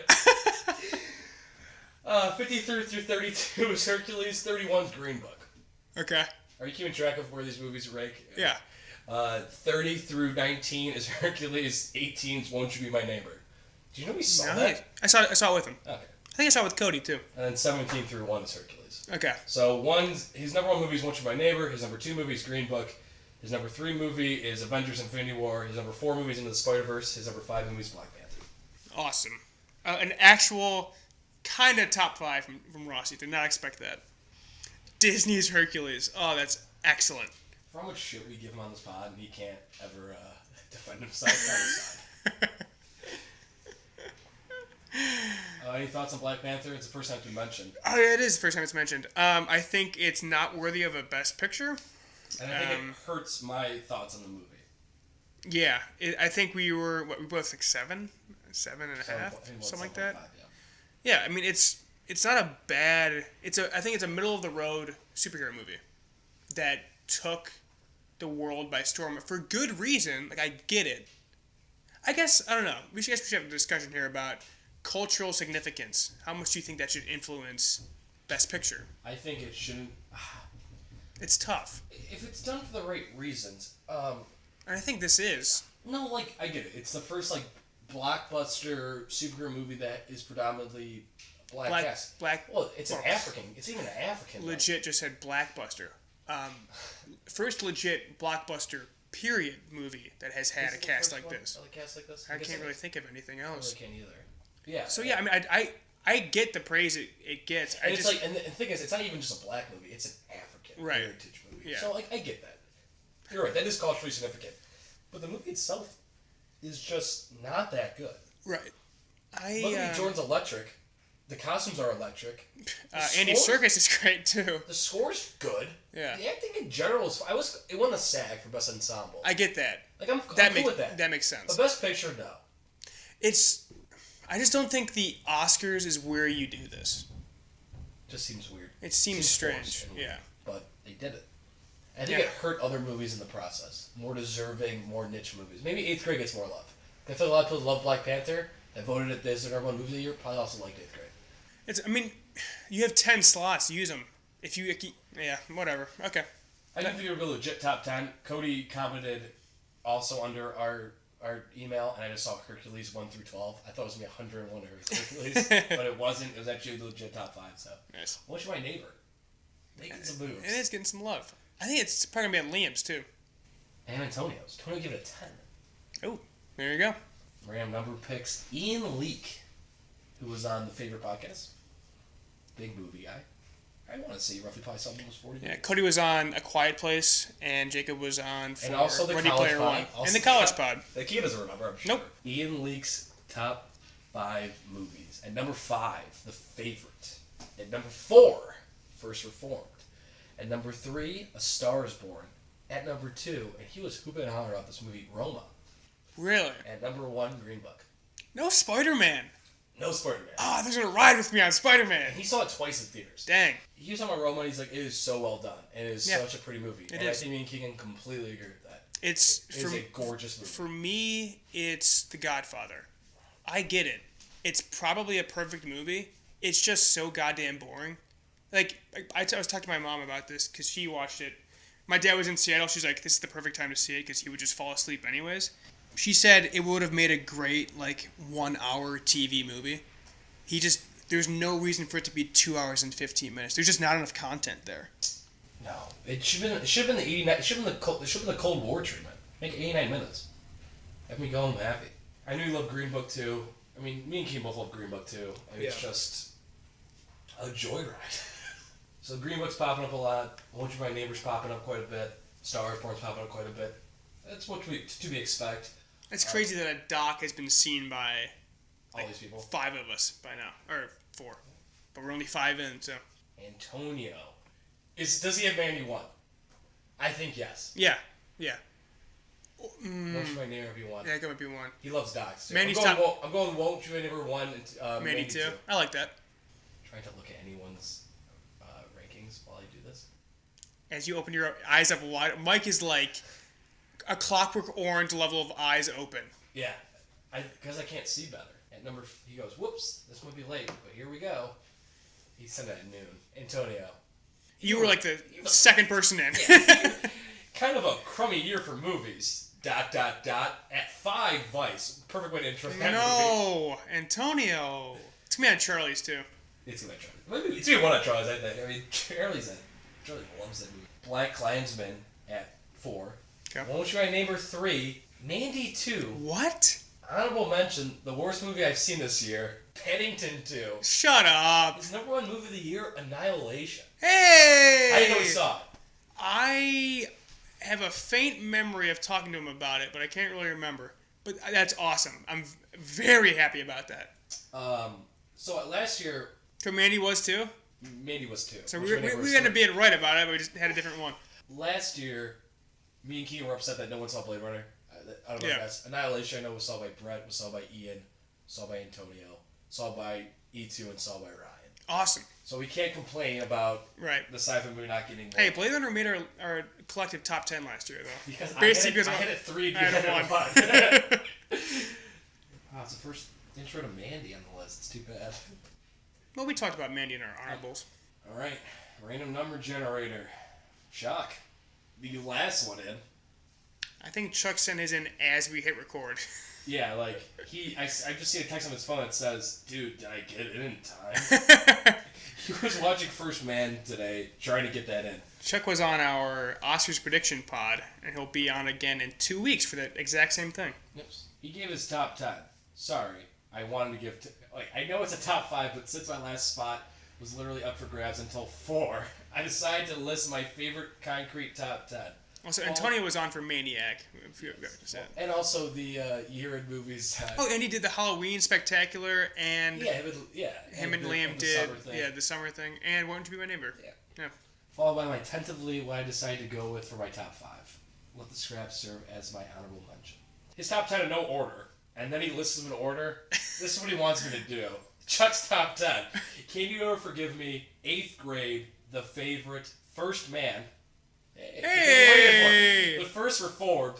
I think it's the first time it's been correctly said on this podcast. I always say First Reformed. Is it The First Reformed? No, it's just First Reformed. All right, Chuck, you're an idiot. Green Book, If Beale Street Could Talk, Mid-90s, The Mule, and A Star Is Born. You're fucking kidding me.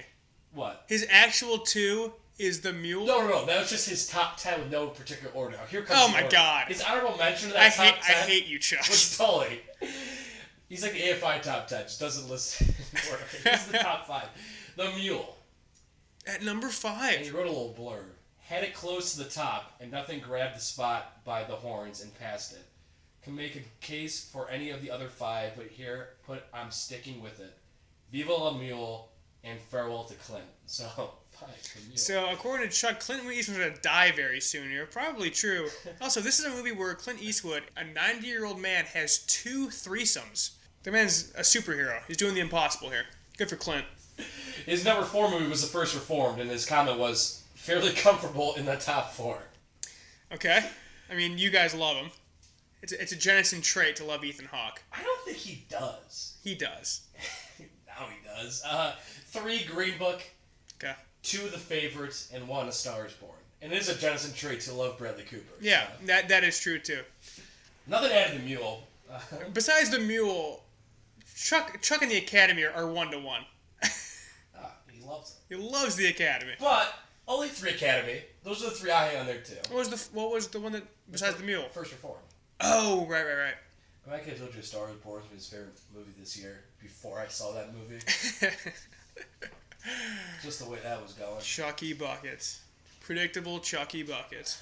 Dougie Buckets. Speaking of buckets, Douglas Buckets. Ryan wanted me to personally apologize for his top 10 before I even looked at it. That's a good sign. He said, quote, I've had busy season since November. I've had no time to get to the Cineplex. Okay. Here's his top 5. You are forgiven, Doug. A Quiet Place at 5.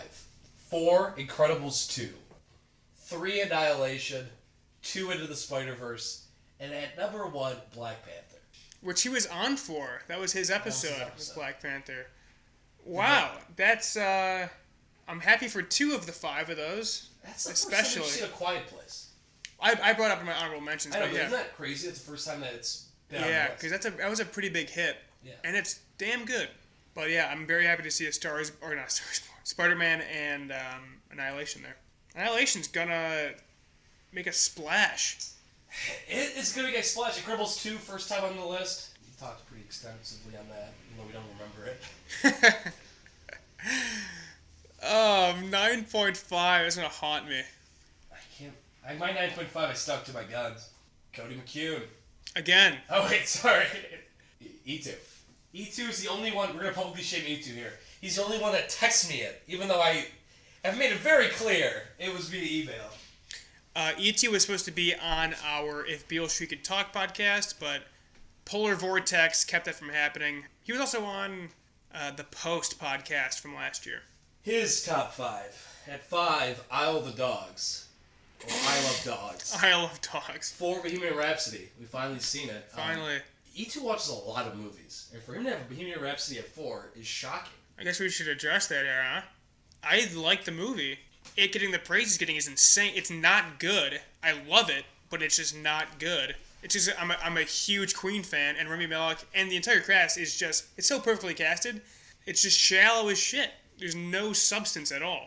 It's cringy at times how shallow it is. Yeah. There's some when he plays the opening lines to Bohemian Rhapsody. It's like over his head. oh We're all legends. it might be like that's only quote of the year. I can tell you that though. Black Klansman at 3. Okay.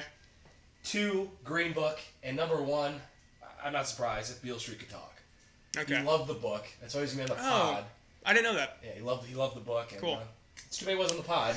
He would have added another layer to it. But Yeah. I think me and Ken are happy to see it get some love somewhere. Yes, very, very happy. I think it's the first time showing up, right? Yes. Yeah. It's a shame. For a damn good movie too. I kind of expected Black Klansman to show up on our guests' ballots. I guess it's not on yours, right? No, it's not. But it's of all the Oscar movies, like it's either A Star Is Born or Black Klansman that you saw. I guess Green Book probably too, but yeah, Black Klansman was a big enough hit and is also getting awards praise. Yeah, and it's a really good movie. Yeah, It is. Me and Ken both like it. So Bohemian Rhapsody makes it the 28th movie that's been on one of these ballots. So it's kind of been all over the place. wow, 28 movies. That's crazy. We've seen everything but the mule. Good on us. Good on us. Bad on Chuck. Terrible on Chuck. First time I Love Dogs also on here, so that makes it actually 29 movies. I believe it'll be on Liam's. It will be If on I had to Brett's, guess. too. Okay. He's a huge Wes Anderson fan. If you couldn't tell by the end of the podcast where he just raves about Wes Anderson. Alright. Charlie. I had a bold prediction that Charlie was the only guest to put a movie from 2017 on his list. I'm sticking by that. Okay. He goes, Dear podcasters, my list sucks, but here you go. 1, Planet Earth 2. 2, Vice. 3, disappointing year for artistry. Sincerely, your dearest, Charles. Thanks, Charles. Okay, so Vice. Put Vice 2! behind. Planet Earth 2! I don't get that joke, though I was there for You it. were there for it. We were just super drunk watching Planet Earth 2 at a party. We were just yelling 2 the entire time. Fuck! Should I give Vice 5 points or no? Give it 2 points because it was the 2 spot. I refuse to let that on the list. It was a disappointing year for artistry. He's been watching stuff, hasn't he? He made it seem like he was. Yeah. Maybe not. He's a busy man. He's a busy man. Liam's top 5. At number 1, Before Sunrise. Number 2, Before Sunset. Number 3, Boyhood. Number 4, Before Midnight. 5, The Greatest Showman, but just that one song. Hashtag Get Fucked Mike. Here's Liam's actual top 5 movies. Liam from the Spider-Man podcast and Infinity War and Good chunk. so much stuff. Number 5, Want You My Neighbor. Number 4, Into the Spider-Verse. I'm shocked it's that low. Me too. Are you stunned? Keem looks upset. Keem's Yeah. crying. 3, I Love Dogs. To 8th grade. Hey! Well, because he was a loser in grade school. I see he can relate especially well. And one Black Klansman. Wow. Wow. Yeah. All right. So Black Klansman's probably a lock then to make the list, huh? Been on a lot. It's been on a lot of lists. It was on ours. We got all the points, bud. It's true. We hold all the power. Instead of putting in Liam's name, I typed in Black Klansman. Only column I've ever seen on public. Oh, man. Oh, speaking of Black Klansman, have you seen a trailer for that movie Breakthrough? I don't know what that is. It's a religious movie, but it has an insane cast. It has the lady from The Good Place, not The Good Place, from This Is Us, Topher Grace, Mike Coulter, and the coach from, what's the movie where like UTEP wins the national Glory Road? Mm-hmm. And it has that dad. It has, like, for a religious movie, it has like a decent cast. You never really see that. Bunch of either broke actors or that you haven't seen in a long time, or definitely broke actors. I mean, and Topher Grace is getting that 70s show money though. I don't know why he's doing it. Is he a religious guy? He could be. I can see it. Yeah. His name's Topher. His name's Topher. I didn't forget anybody, did I? Oh, Brett. Sorry, Brett. Yeah, Brett. And the last one. Wow, Brett wrote a paragraph. Brett, honorable mentions: 8th Grade, The Favorite, Mandy, First Reform, Green Book, Hereditary, Annihilation, and of course, Won't You Be My Neighbor? At number 5, The Endless. My favorite sci-fi film of the year. A great original story with incredible performances from relatively unknown actors. A concept that has never been touched upon in my knowledge. It's a fair take on it. Yeah, but except for the good at performances part. The one guy is tough to watch. The one, right? Is it the tall one? No, I think the shorter one, the older brother, I think is bad. I mean, it's cute at the same time, though. You're watching a micro-budget movie. Yeah. It's on Netflix, for the record, The Endless. 4, and sorry, Burke. No way she's listening. 4, You Were Never Really Here. Thrilling from the beginning to end, with mysteries unfolding the deeper you delve into the story. I don't think we've talked about that one. We talked about that. I talked about that last week. I mentioned it when you were in the bathroom. Oh yeah, you did. Good stuff. Yeah, super good. It's a good take there, right, Brett? Joaquin Phoenix is awesome there. Who? Joaquin Phoenix is awesome. 3, I Love Dogs. It's Wes Anderson, witty, touching, and unique. I love dogs. Nice, Brett. That's sick. 2, mid-90s. I knew we loved mid-90s. This one really captured what it feels like to start skating as a kid. It's an escape to freedom. Damn. Brett was a skater in his youth, so you gotta respect it. Respect. And at number 1, Hearts Beat Loud. I thought he was going to say Roma. It wasn't even his honorable mentions, but he gave it a 9. Give it a 9, so you yeah. can sleep all night knowing that Incredibles was in your top 10 with your Yeah, jeez. So Nick Offerman owns at Indie Record Shop. Ted Danza, original music. Ted Danza. Ted Danza, original music. What more could you want? This was possibly the most joy I've experienced watching a movie. I watched it with Brett numerous times, looked at him, and he just had the hugest grin on his face. That is his favorite movie this year. That's awesome. By and large. Cool. So we'll tell you the votes here. So Brett added 3 new movies that were on the mid-90s, You Were Never Really Here, and The Endless. 3 movies I really enjoy, so Yeah. it's nice to see those get some love. Ended with 32 different movies. Dang, I doubt it was that varied last year. I doubt it, too. And so Michael has to do some math. I mean, Paddington, too. Come on, guys. Only me and you, probably, right? That was it. Well, it got worst movie of the year from Antonio, so. Oh, Wreck-It Ralph got the worst movie of the year for Brett. Wow. I mean, it's the 3rd worst for me, so. Worst of the year, Wreck-It Ralph breaks the internet. It's basically an advertisement for every other Disney movie. Not wrong. That's fair. Cold War? Only one person had on their list. What? You ready? Yep. So as long as I don't do any wrong mathematician. This should be our top 10 Movie ReBrew's top 10 movies of 2018. So we tallied up the points. At number 10, getting the mother trude from last year, Mission Impossible. Got 9 points. Yeah. All from the guy wearing the San Francisco Giants hat for him. Yeah, I mean... I'm pleased, clearly. I know, Keegan's pumped. Number 9 is The Favorite. Nice. On my list, on Ian's list, and on my brother's list. That's 9 total points.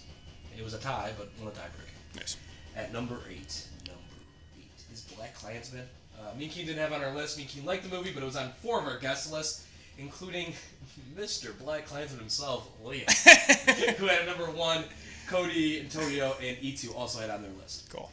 At number 7, with 16 total points, is Hearts Beat Loud, which is exciting. Yay! It's fun. Thanks to Brett's first place vote, and me and Keegan also having on our list. Me having it 4 and Keegan having it 6. At 16 total points, finished 7. That's Hearts Beat Loud.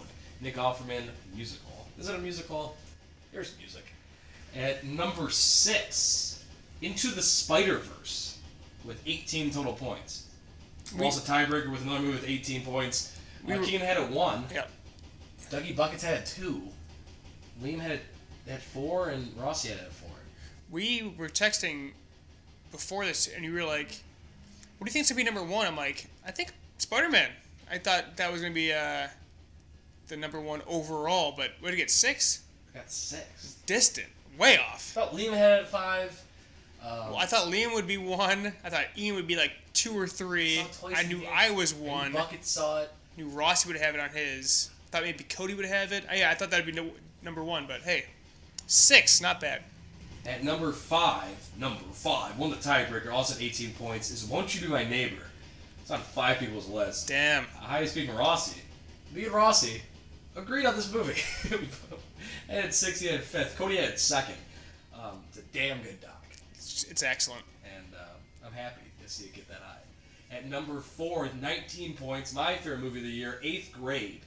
Carried by me and Keegan, but also Liam at 2nd. You can see me and Liam hate movies. Shout out to Black Klansman himself, Liam. That's where she trolled me with his top 5, and then his number 2 movie was my favorite movie. Suck one, Liam. Okay. At number 3 with 19 points, on a good amount of people's lists, including 2 first place votes, A Star Is Born. You know, my brother had it 1. Oh, yeah. Never mind, only 1 first place vote. I had it at 2. My brother had it at 1. Ian had it at 3, and Cody had it at 4. Makes sense for those who had it in their list. Very good music-driven movie. I thought that was going to win. I think we were talking about that or the Spider-Verse is going to win. Yeah. They both didn't finish the top 2. What's 1? And number 2 is Green Book.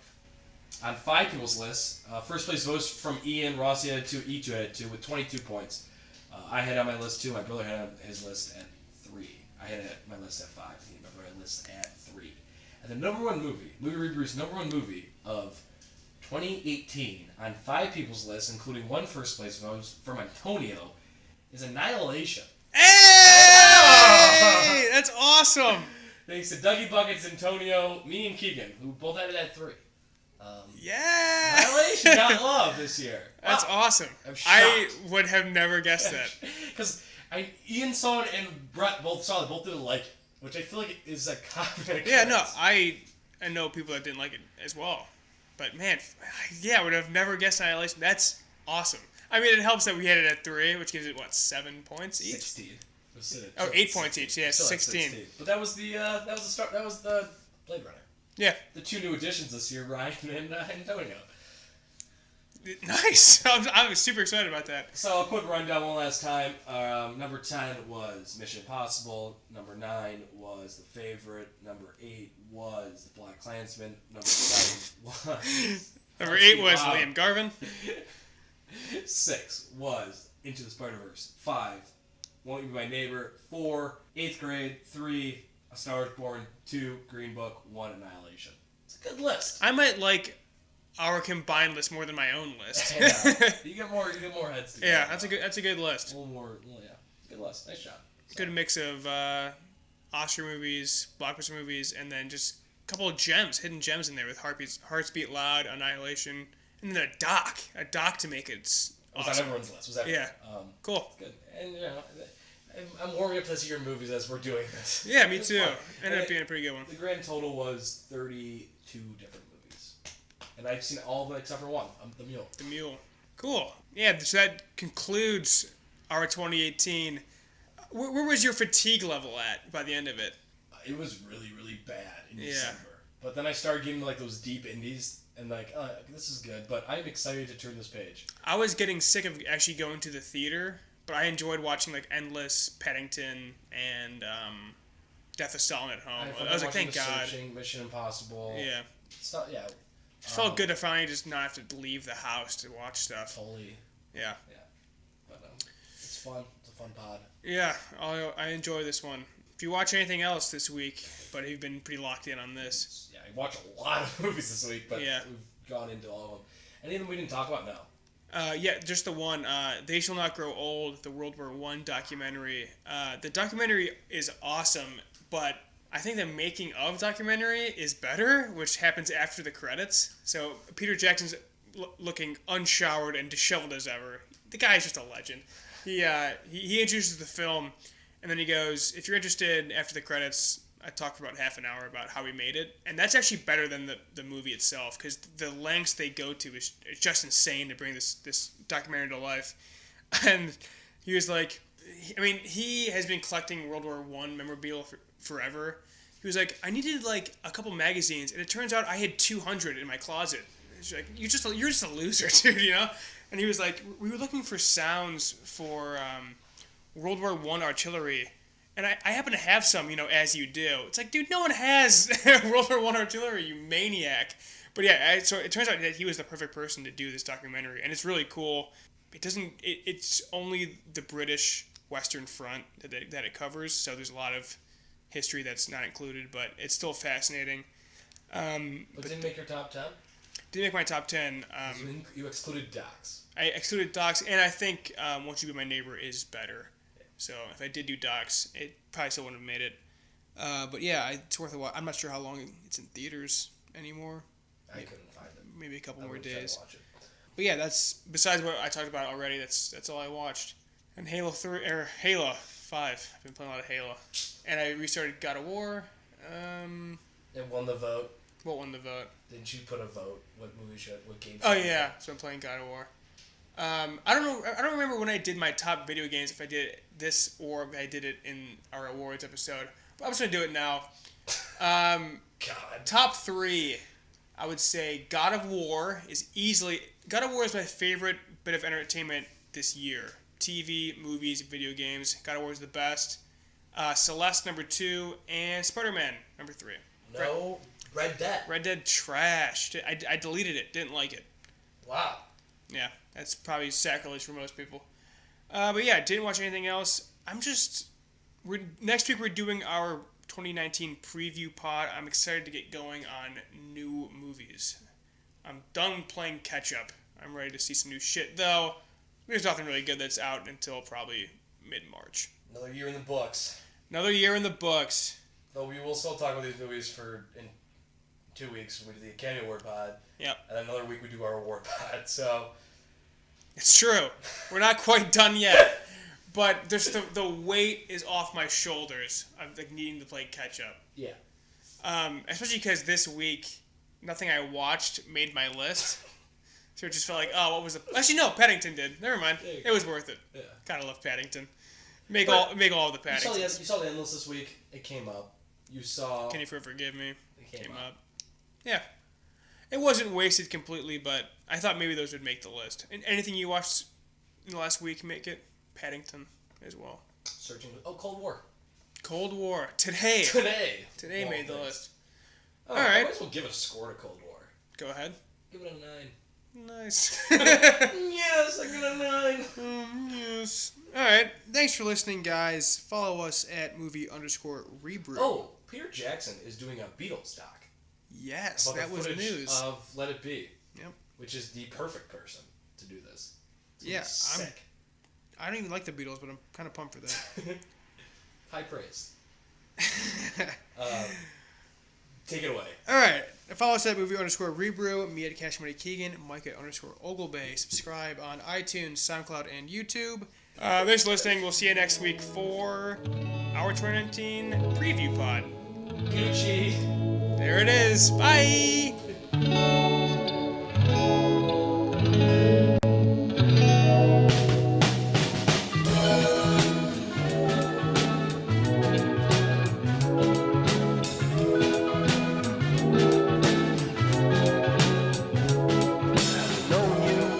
Sometime you exploded, drop a few lines when I catch you through the static.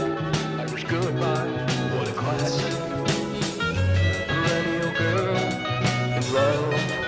here. When it comes, she disappears. Maybe she'll stay.